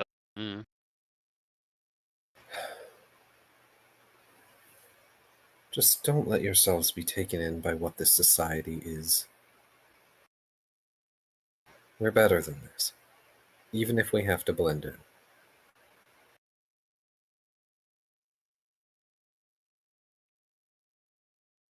This is a good question. As stated, it looks like the shopkeeper might have taken over the other stall and commandeered the equipment that was left behind, even though he hasn't opened the boxes yet. You guys have the key to this stuff and the writ to the stall, so We just be like, hey, move your shit off of our stall. Are they Oh, on sure. our stall, or is it a neighboring stall? a neighboring It's on- stall has taken it over. Yeah. It's imagine two people at a con next to each other, and one person doesn't show up to manage their stall one day, and they just move their stuff over and take over both tables. It's that kind of situation. Oh my god. Raijin! What do you do? What did he do? Oh no. Oh no. Fan art. You're gonna make me find my tab. God damn it. All right, let me get it in here. Objects, contents, custom tile.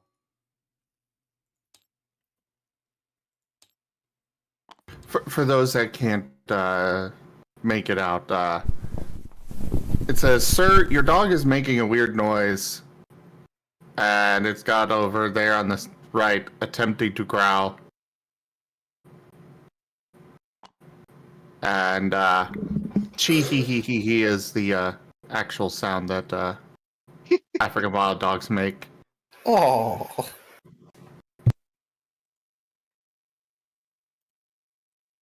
So they sound like Scooby Doo? oh gosh. Ruh-roh.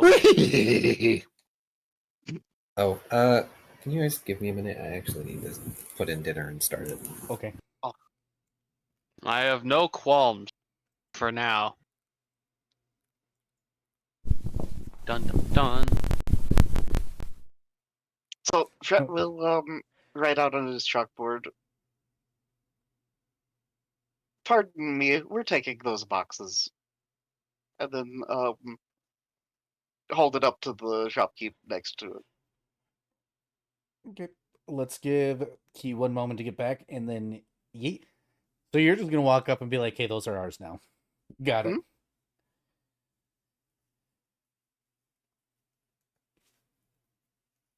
But be polite about it.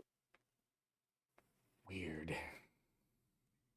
You see, if you threaten someone in a loud voice, they think you're bluffing. If you threaten someone in a quiet voice, it's scary.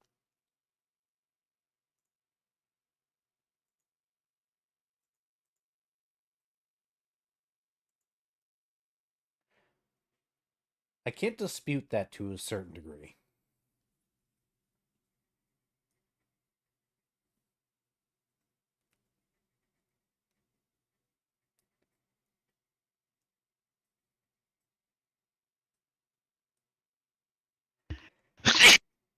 Bless you. Ah, I didn't mute in time. I tried.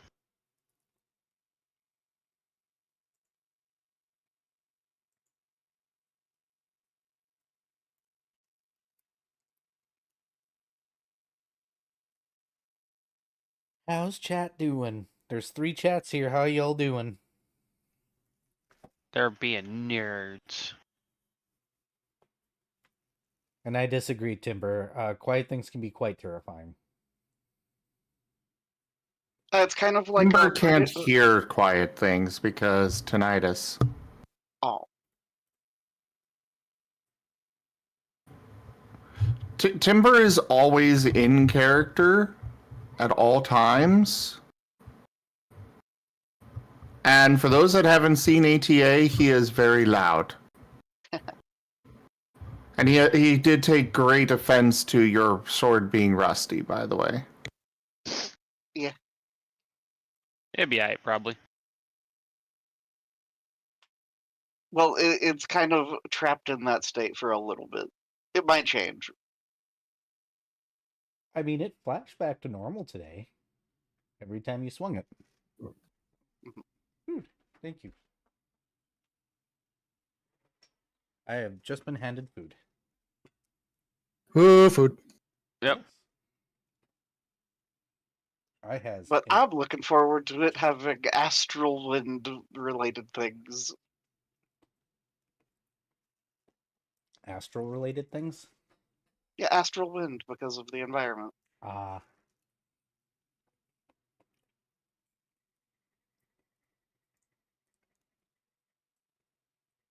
Also, for those that are interested, you should see my werewolf character from House of the Death Singer. Oh. I was scaring Kerr with how good I was at being evil. I generally don't run evil campaigns. I like being evil, but I worry Evil about how- campaigns can be a lot of fun. That's the thing, though. They can be. But they can be too much sometimes. Yeah, true. I don't usually either, but in that case, he was being evil to despicable people, so he was not evil himself, but he was pretending to be. That is a trope that is neat. The villain that is the reluctant hero. The whole I'm gonna have to save the world to take over the world because you're trying to destroy the world. Look here. My favorite kind of villain. You need to understand the simple fact. I want to rule the world. He wants to destroy the world. If he destroys the world, I will have nothing to rule. Therefore, I am incentivized to help you. You get it. Yeah, perfect.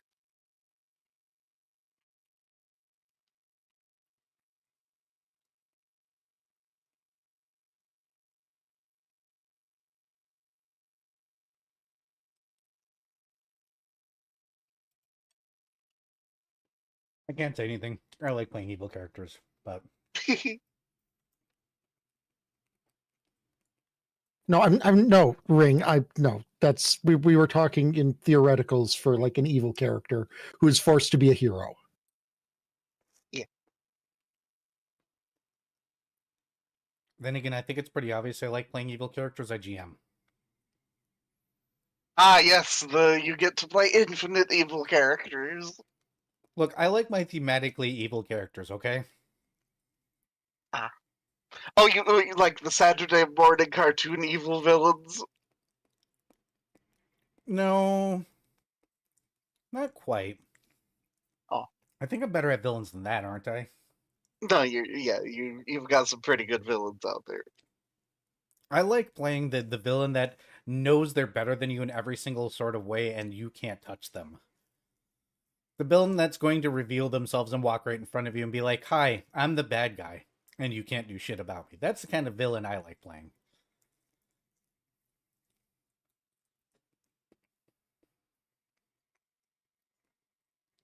Oh, actually, on a very related note, I remember watching a video about how to properly DM a lich, and it's terrifying. Might want to see that video later. I'll find it and link it to you. Not for any particular reason, obviously. Sure. That's what they all say. Are you complaining, Viv? When have I ever complained about your campaigns? I like the save that you did there. What? Turning from a ridiculous statement into a true statement.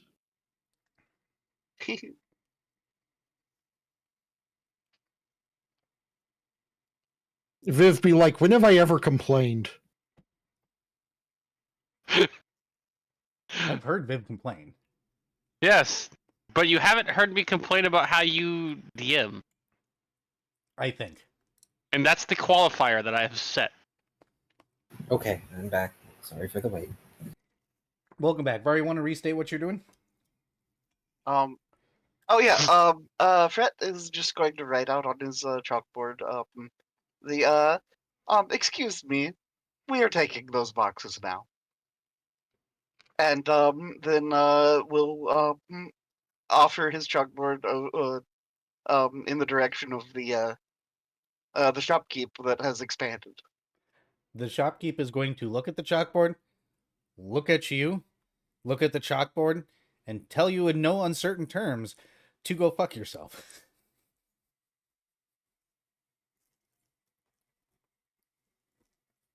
I mean, if he wants an ass whooping, Soul can oblige. Fret will clear his chalkboard and write out towards Lost. Show him the writ, and then we'll just begin walking around the stall to get to the boxes.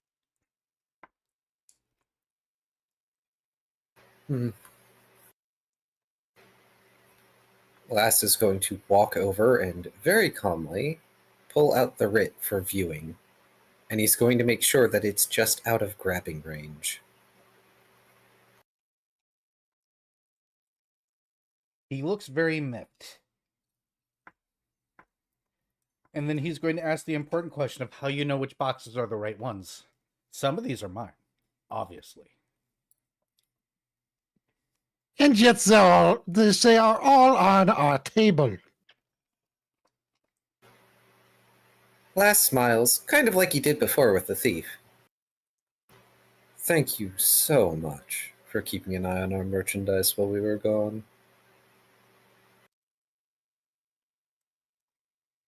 That'll be 30 scales, or 30 teeth, he says, through gritted teeth. For the kindness. He hates being called kind, doesn't he? Yes. Of course. You basically just called him a pussy.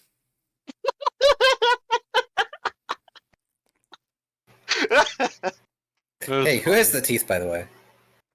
Soul has 5. I think that Dr. Volt potentially has the rest of Yeah, them or Dr. Volt definitely did the body searching, so Dr. Okay. Volt will pay over the 30. Well, hang on. Before Volt hands it over, Last is going to make sure that his body mass is between this person and Volt, and he's going to hold up 2 fingers to Dr. Volt. 2 scales? For 20, but, Volt can determine how many teeth that means. Dr. Volt will hand over 20. Appreciated, friend. And then he's going to stash the writ and walk around to help Fret with the boxes.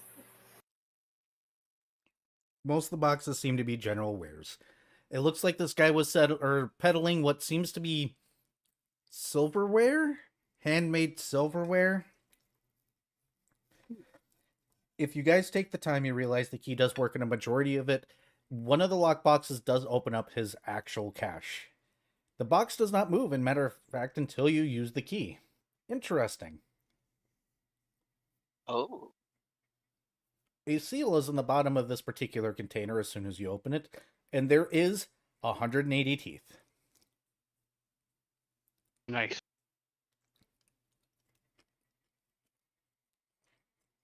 The other shopkeeper will glare at you the entire time you're there.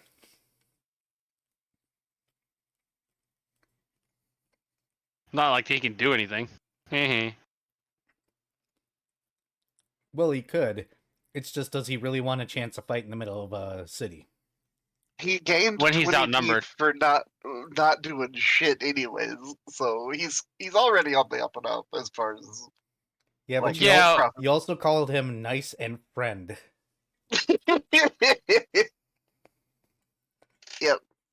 I mean, yeah, if he's gonna be a dick, we're gonna insult him. That's how it works.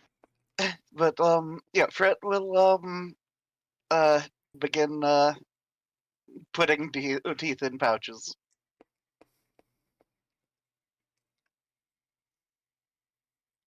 Do you want to take any of the previous merchants' wares? I mean, why not? Anything that seems like it might be useful. You said this stuff was made of silver? No, wait, you think it's their equivalent of silverware. It's not made of silver. It's like if you ran across an artisan's place that made silverware. Oh, so it's Oh, the probably decorative bullshit. it's made from materials, but it's not necessarily made from like actual metal. No, it's definitely made of materials. Some of it is decorative, some of it is more utilitarian, but this is definitely all handmade. Or just At the end of the shitty day, are things. all things not made of materials? But no, it's like, okay, so I think a better explanation is yeah, it's like this is random stuff that like a blacksmith would throw together instead of something that you would mass produce. Like this is the handmade nails.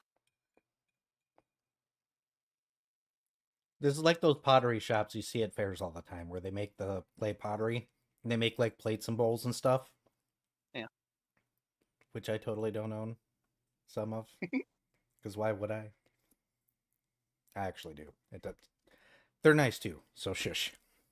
But yeah, it's handmade goods that you could probably get mass produced for cheaper, but it's slightly more expensive, but it's handmade.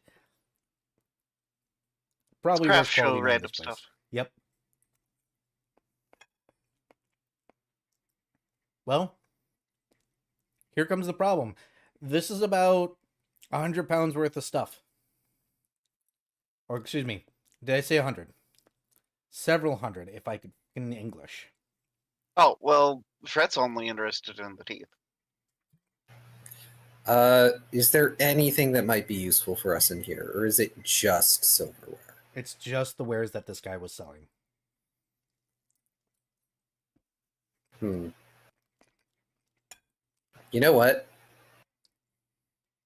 Last is going to take a single set of the highest quality silverware that is within this batch of whatevers. So will Shoal. Roll praises, please.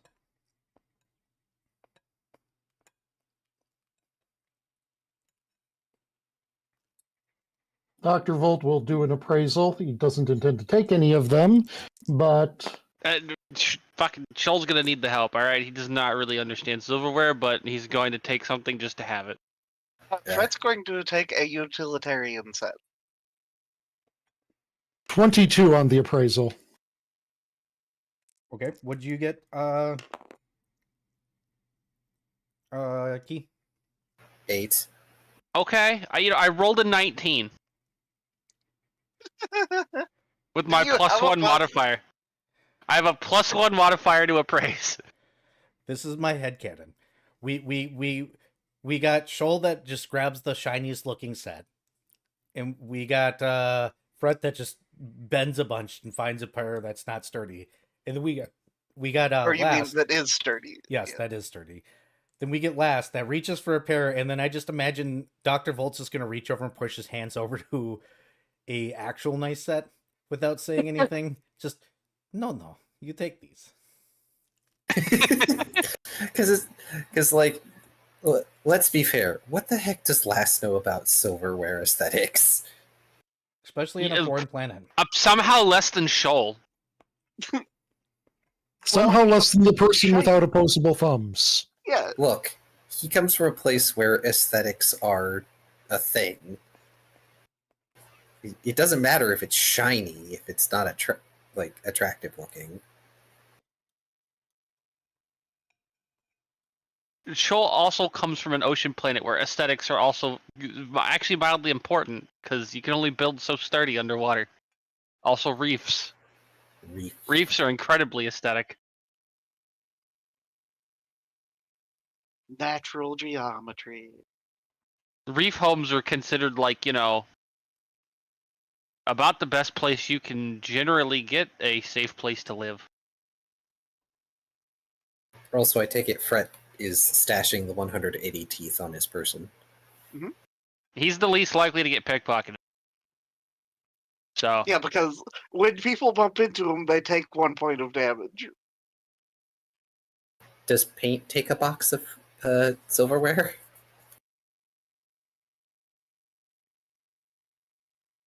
I'm going to say no.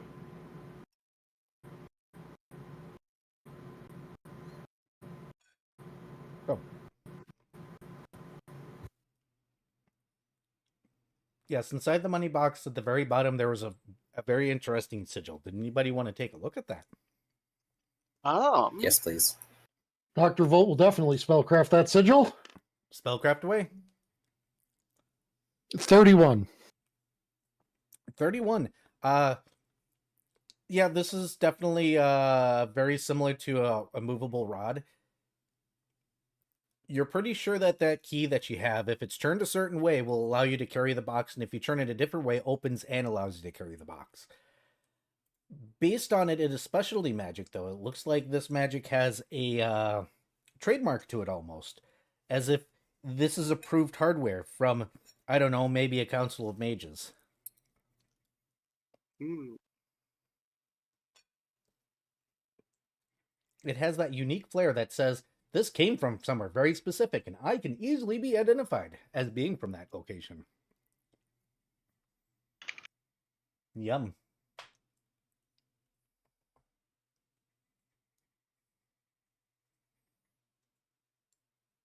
So this is how they prevent people from stealing other people's stuff.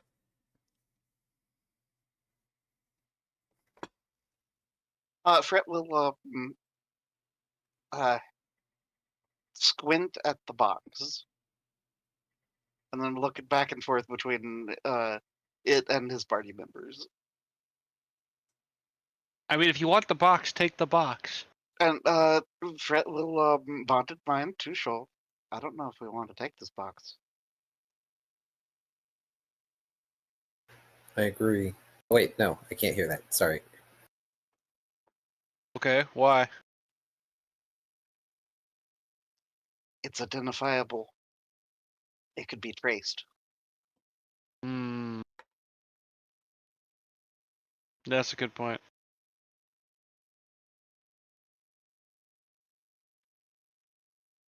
Fret will scribble out, we're leaving the box.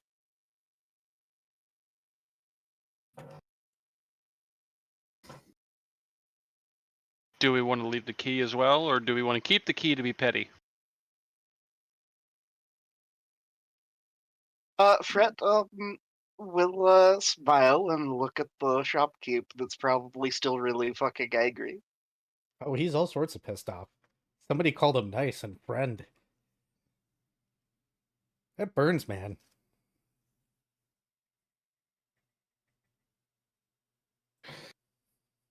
It'd be a real dick move to maybe do something like give him the key and say the stall is all yours, friend.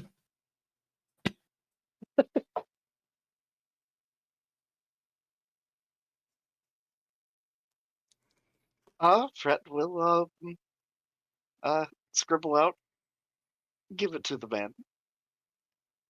Are we giving him the writ too? Fret shrugs. Sheldon shrugs back.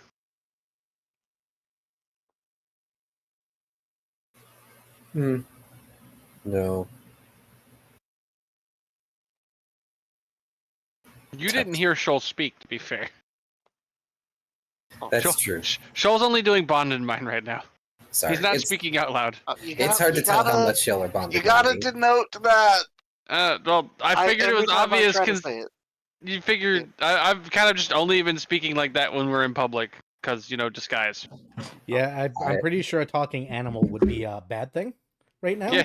Oh, this is true. I'm sorry. That's why I figured it was obvious. I'm a dom. It's fine. But I don't Besides, know. Last has the writ. You'd have to ask him. Well, Fret didn't specify what they give to it. Fret just said give it to the man. No, I think you specified the key. I didn't say key. No, he just shrug. said give it to the man.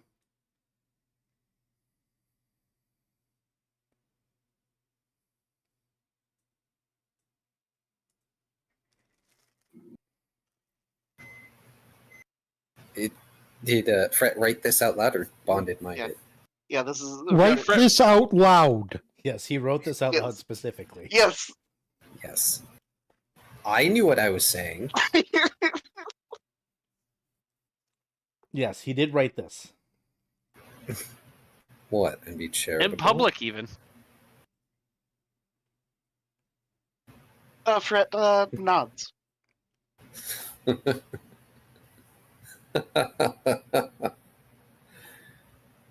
Oh, I bet he's going to hate this.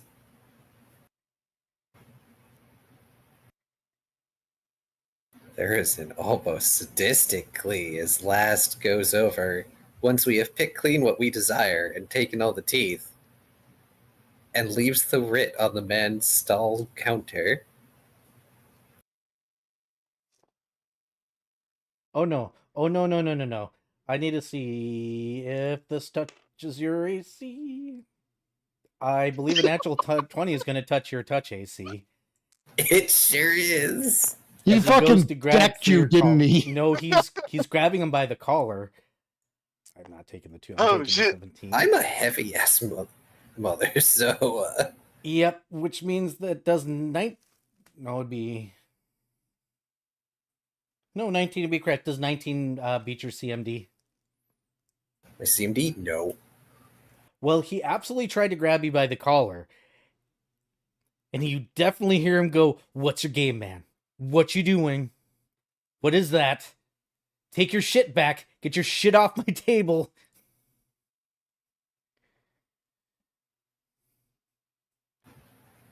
Last is grinning very wide. He is probably stretching the limits of his disguise right now, hat or Uh, not. Fret will scribble out. Give him the key too.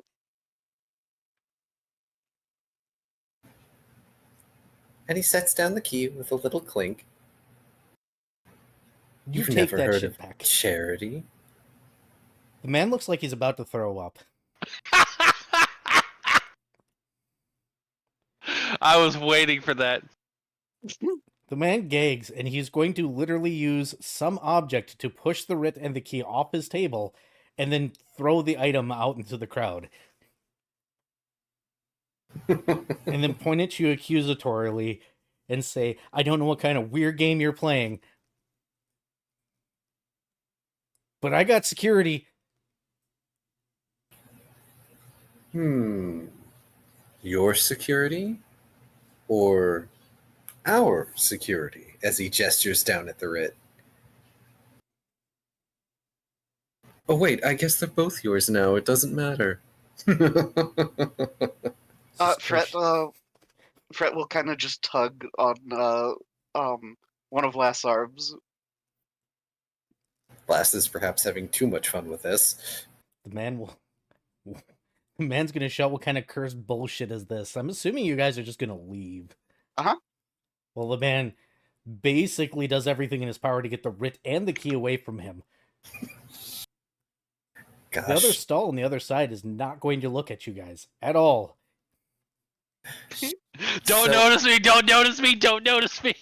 Like, if anyone has watched Hesbin Hotel and just the one scene where Alistair is laughing his happy little butt off, that has Doesn't he do become that a a little lot? meme gif. Oh, okay, that particular one. Okay. Yes, that's just Last right now. He is far too amused by the fact that he can be nice, and it makes them so upset. No, people don't give people things just out of nowhere. There's something really cursed about this. Those aren't the people from yesterday. There's something really cursed about this. Get this shit away from me. To be fair, he that is the smart thing to do, considering yeah, it's a traceable thing that's was the property of someone that just recently died. So that's not a good thing to have being carried around.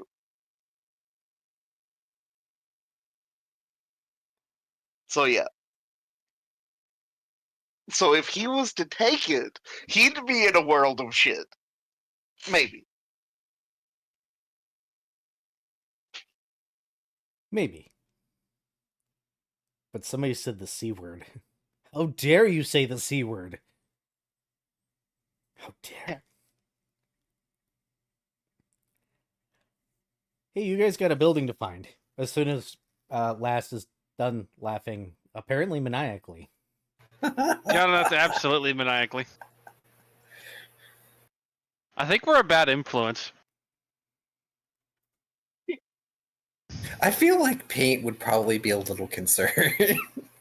How very chaotic of you. No, when all is evil, good is the becomes the well. Good is the outlier. Unfortunately, you guys are the villains in this world. You're trying to do nice and good things publicly. Gasp.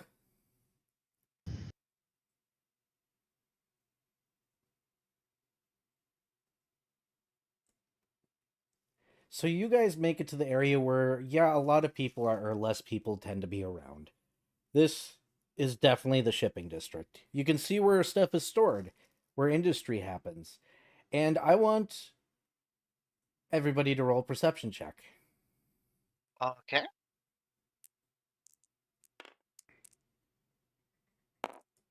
First good goddamn roll of the game, basically. Fret is 26. distracted. 26. Shoal, what'd you get? Oh, what am I rolling? Perception. Ah. Didn't you just roll that dice? I swear you just rolled that dice. Well, it matters not. It's one different. I did not just roll any dice other than the one I just rolled. Well, 17. 17. Got it. My perception is gonna be 32. All right. And yeah, Pratt got a that one for Yep. a total of 8. Yep. I saw Fred that. is blind and mute and deaf. And unfortunately, box. Last is probably too busy laughing based on that dice roll. Yeah, that's a 4. But both Dr. Volt and Shoal are both going to notice something very interesting as you're going through here. You're starting to notice a theme of a certain sigil that was also seen inside the box being in a lot of the businesses around here. It doesn't take much to realize that the council might have a monopoly on a lot of goods.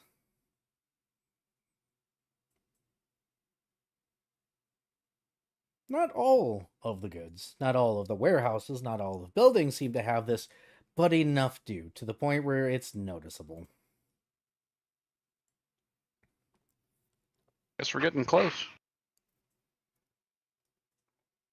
Here's an important question. Is that sigil in any way similar to the sigil the dude was carrying around that we dealt with earlier.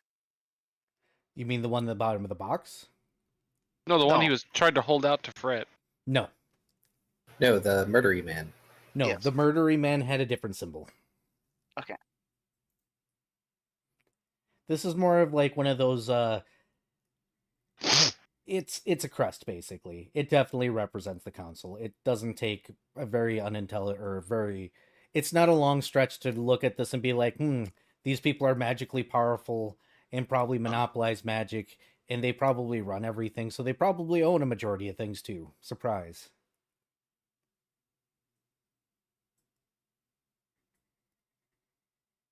But this is Mage where- Industries, a name that exists.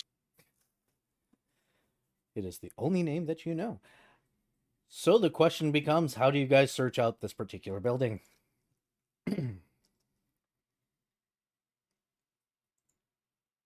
Well, Shoal doesn't even know what he's looking for, to be fair. Key, do you want to re-describe this building? It's a relatively plain building, from what I recall of the description. It has no windows and a permanently barred door. It will have a chimney, however. During the festival, it will have smoke coming out of the chimney. Smoke that will turn white when they have found their victim, and it will smell of rosemary and dead person at that point for 2 days. You also do not want to detect magic and try to look inside while doing so during the time the smoke is white. Yep, so it is. I'm assuming unless I want my eyeballs to explode. Arr. The man never said exactly what would happen if you were to do so. But no, it is a building with no windows and no doors, and it looks nondescript and does have a chimney. Okay. So it's a shipping container with a chimney. Got it. Fret will scribble out on his chalkboard. I need a quiet place where nobody will see me. I'm sure we can arrange that.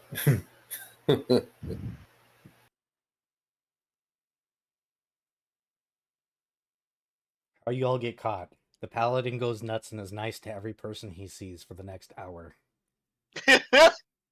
Oh gosh, y'all may need to stop me. Oh no. Last just realized he can be an absolute asshole without actually breaking any of his rules. Yes! Oh, wait, I thought you were supposed to be the responsible one. It's our job to be the gremlins. But I'm able to do both. No, stop. Oh no. I have too much power. Shoal will bite you. Good luck. I'm gonna get a drink. Paint will keep you in line. You realize that your AC is not as good as you think it is, and I have a nice to hit. Y'all.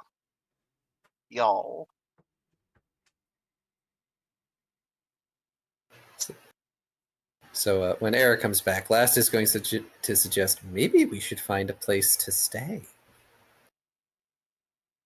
No, we have a place to stay. We can Fret- just go back there. Fret nods and gestures emphatically at Lost. Because places to stay around here probably have wards against noise. Fret Rude. also scribbles out. Also, abandoned buildings are kind of unsafe in a lot of other regards.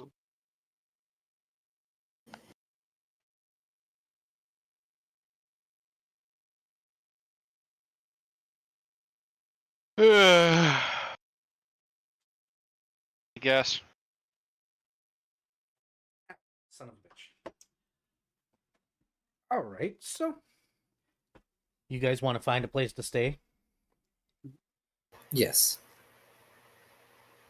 Alright. Even if playing Batman is fun. So the question becomes, are you guys looking for a hotel near this district or a place to stay that is more near where everybody else seems to be? I would say this district. It's gonna be more expensive in this district. I can almost guarantee. That's fine at this point. That is very true. All right. Are you looking for something or anything in particular? Any particular rules you're looking to hit? Or are you just looking for a place? Honestly, a place.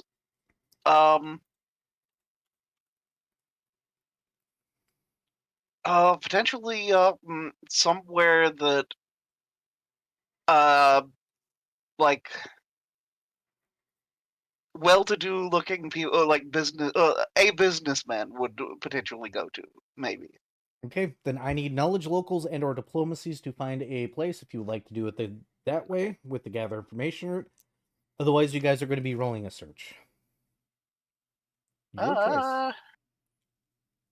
I got Yeah, nothing that can contribute here. I've got either 5 for knowledge local or a 11 for diplomacy. I've got plenty of skills that can contribute, but I am in fact not contributing.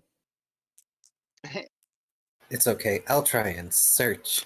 You got one search? I'll do the inquiring via text to various passerbys about a good place to stay.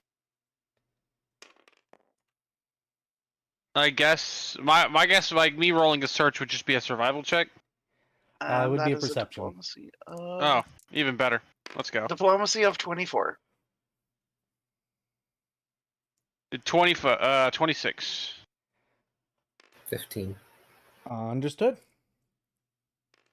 So, between you guys are going to be able to find an inn that you guys think is probably actually going to be okay.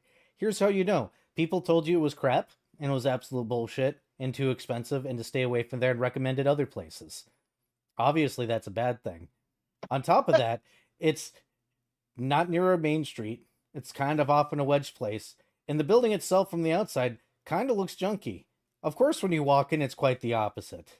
It's Spectacular. serviceable. Very important question. Yes.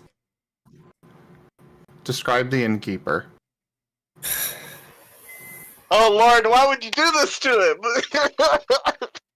Specifically, are they fat or skinny? Neither. Can't trust them. The only innkeeper you can trust is a fat one. Yeah, see, the problem is that fat people get murdered more often. Yeah. But he doesn't So want to the be skinny best- because he doesn't want to appear weak.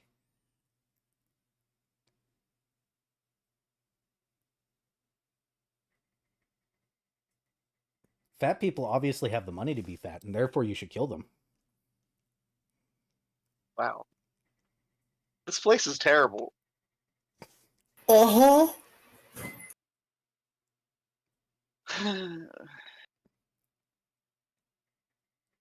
I am running an evil society. What do you expect? Yeah.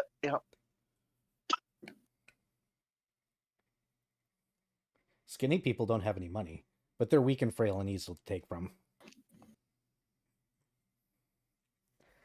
Still, this is where you've ended up. And you are correct, it's going to be a little bit more expensive. It will be 30 teeth a night for a room. The Okay. innkeeper does not tell you how many beds a room has. How many nights are you guys looking no. to stay?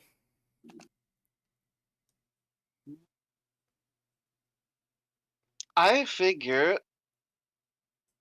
we should do.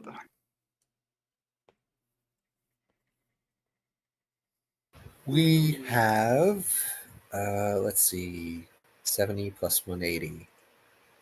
So 250. We could do 3 days easily, and then go from there. Ah, I agree. 3 days, he will give you a key. Okay, I'm gonna subtract 90 from Fret's supply. Yeah. Of course, it might be crowded for 5 people to be in one room, but Fret's okay with like just sleeping using Shoal as a pillow.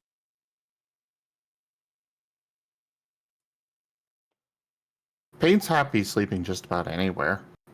As Oh. long as it's not a chair. Because chairs are evil now, apparently. No, they've always been evil. That said, Meanwhile, Dr. Volt will gladly take the bed. you know, a lazy boy kind of chair, those he doesn't consider those chairs. Yeah, so let's head to the room, see what it looks like. Well, I don't know what you were expecting. I hope it was a closet.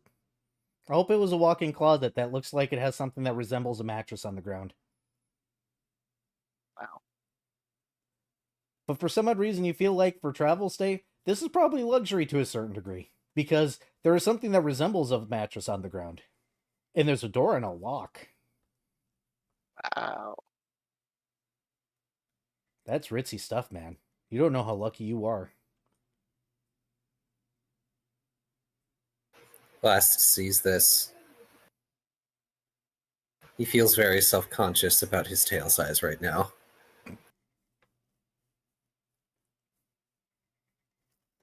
It's okay. Paint will use the tail as a bed. There is enough room for you guys to fit in. It's not awkwardly tight. But man, would it have killed them to include, like, any amenities? Probably. Why would you want to be nice? But yeah, so Fred though, once he's in nice and closed room, away from people, is going to begin casting some spells. First off, is bestow insight on himself. And then Ears of the City on himself. With the subject of a building with no windows and a barred door with smoke coming out of a chimney.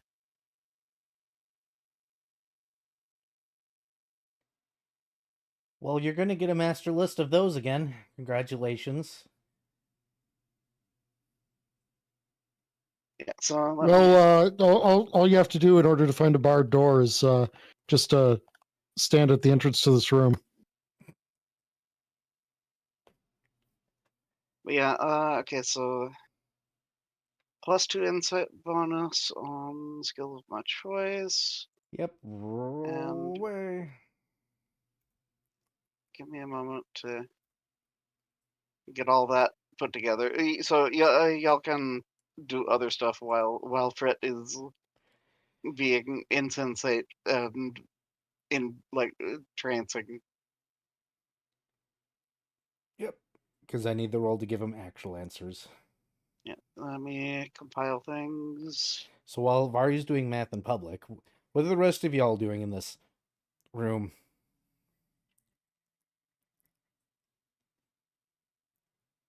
Well, Dr. Volt is going to be dismantling the bird talking machine and replacing it with a snowball making machine. Understood. Okay, so that is a Anybody else doing anything in specific? 13. Let's see.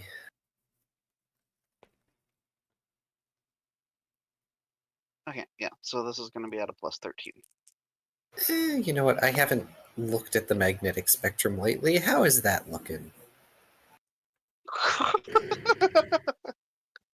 We'll touch that in a moment, Vari. How's the magnetic spectrum look like? Wavy. Ooh, wiggles like one of those waving tube men. No, there's nothing really unique about the magnetic spectrum here. Slightly weaker. So, Vari, did I hear you got a +13? Yeah, so that's a 32. Right, let me look up that spell again. Okay, here. I'll link if you haven't already found it. Ears of the City. Yep, I got it.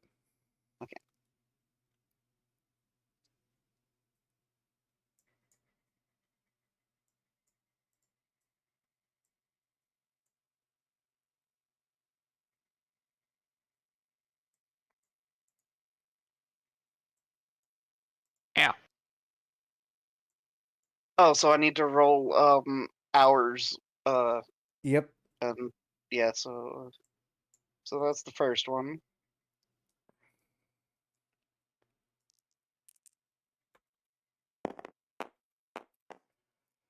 Four. Woo. Okay, so that's 32 for the first hour. Yep, go ahead and roll your others. Oh boy. Okay, Google. How to destroy a spell and make it no longer forgiving.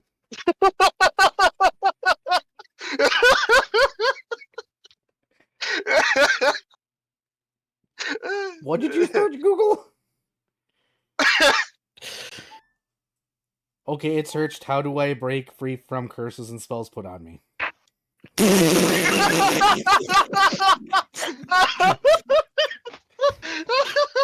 You're not wrong, Google.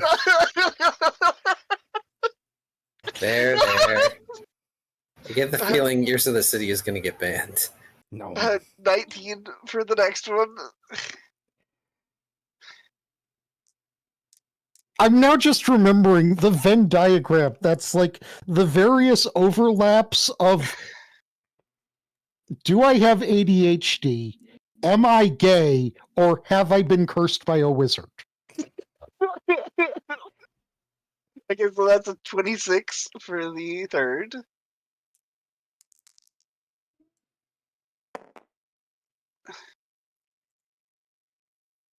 And a 22 for the fourth. So I want you to imagine a situation where your mind's suddenly flooded with a bunch of people talking about how droll a bunch of different houses are. Oh wait, this is just Reddit. You changed the page. And or I guess I could have gone with the This is a Parade of Homes magazine, never mind. One way or the other, yes, you're going to be able to drill down after a while to a couple of buildings in interest. Two of them are here, one of them is actually on the other side of the city. The two that are here, one of them reminds people of something called a chapel.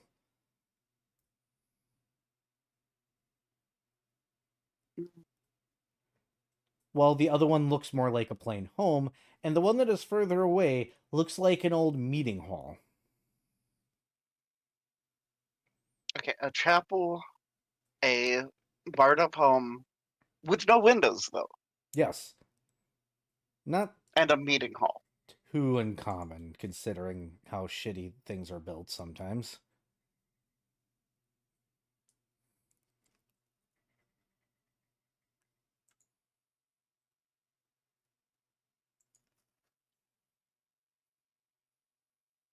Yeah. So Fred will after the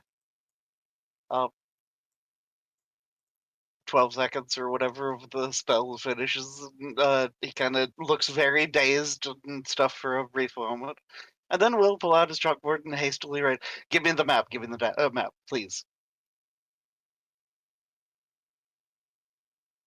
Last will hand over the map as he stops staring into the waves. And Fred will circle 3 locations on the map. And we'll scribble out chapel, home, meeting hall. At each of the circles that is the proper location.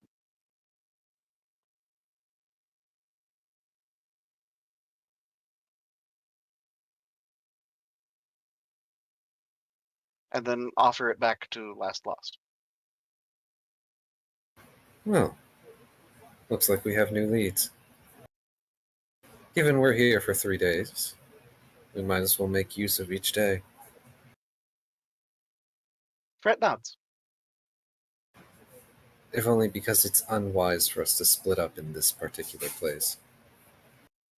Well, why would you Fred say nods. that? It would be absolutely funny if you guys. I mean, nothing bad could happen. Because, well, given what I've learned, I don't think I can be trusted.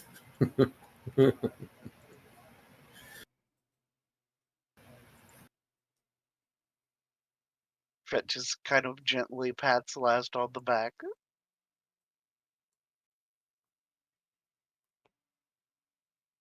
And then we'll scribble out, "It's okay, I understand how you feel."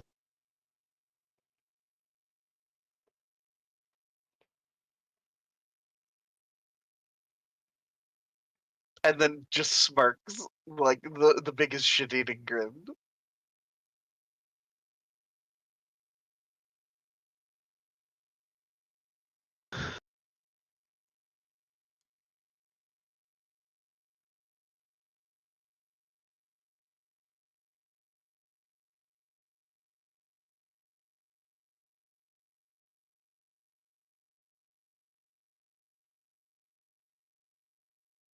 So, which one should we investigate first? Fred shrugs, and then just kind of gestures back and forth between the two closest.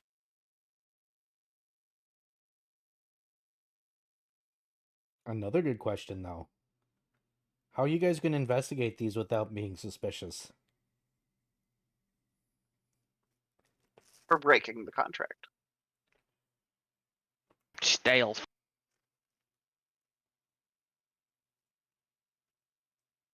Hmm.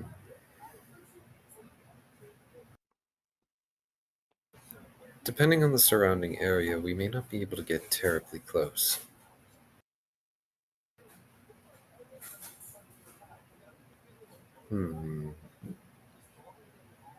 I think the first criteria should be that the chimney has smoke coming out of it. If it doesn't, then it's probably not the area we need to be in.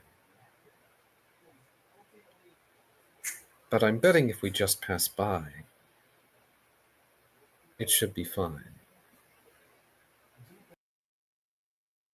Fred does scribble out, "I do like the idea of going to the chapel, though. That sounds like an interesting place."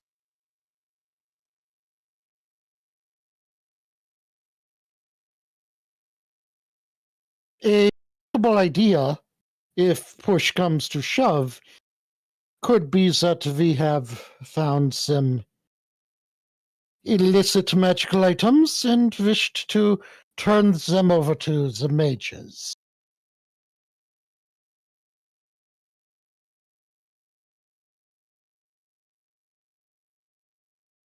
Fred looks contemplative, and then scribbles out, "That sounds like a terrible idea. Sure." I was not saying it was a good idea, merely a workable one. Sorry, what idea? That if we get caught snooping around, that we just states that we have some illicit magical items and we're looking for the mages in order to turn them over. A dangerous ploy, but not necessarily out of the question.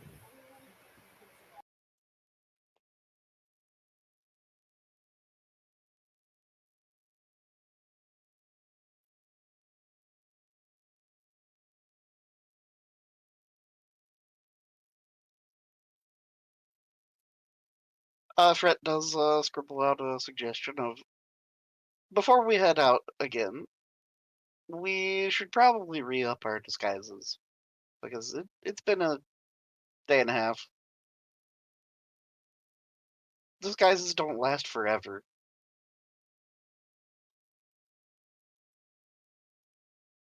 That's true. I think that would be in Vari's hands. Or, excuse me, Mhm. Fred's hands, wouldn't it? Yeah.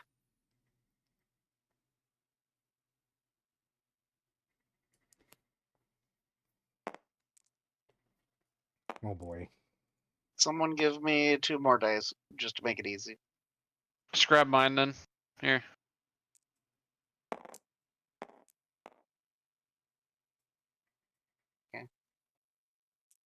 Steel tires. It's right That's there. one more. Ah, okay. Don't even need to redeem. Okay. So, first one is gonna be Kai's. Second one is Zim's.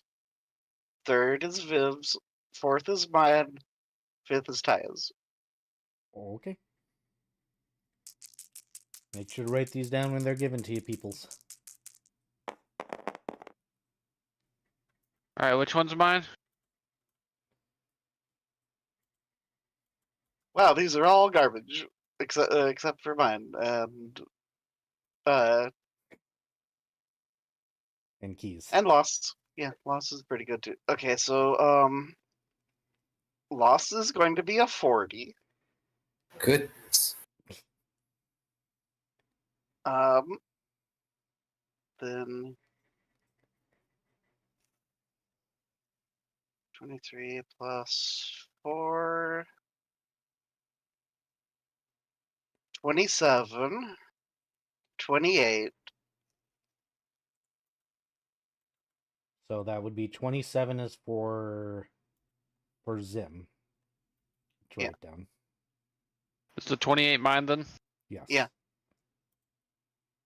And then That is your new disguise. Remember that, peeps.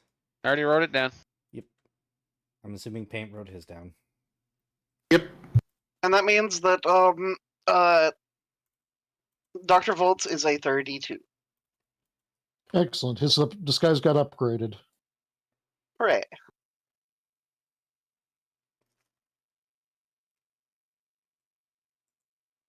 And okay, 20 plus 23 plus Oath of Anonymity. Yeah, so Fred's on the other hand is a 63. Okay. Well, this is a good thing and very fitting for a recaller to do, so I'm not exactly upset about a stupidly high disguise check. You kind of need the stupidly high disguise checks, especially here. But here's what I'm thinking as far as game goes. I am thinking that this is a good chance to pause. Yep. Mhm. Especially since I'm also tired. Yeah, that is reasonable. Because for some reason I'm just feeling very tired, and I don't know why, and it's kind of irritating me. But I Well, think this you've is... had Go ahead. you've had a stressful week, so I understand. Yep, and now on vacation, so maybe I'm just being a sleepy bitch because, you know, vacation. Knowing you don't have to be at work. And hey, you getting some rest so that you'll be bright-eyed, bushy-tailed for tomorrow. Would be Right, good. because Dokapon Kingdom tomorrow. Yes. Suffering. Yes, much suffering. But, yeah. I hope you all enjoyed tonight. And we'll go ahead and move to close things out over on my end. So, Okay, I'll go and do outros too. sure.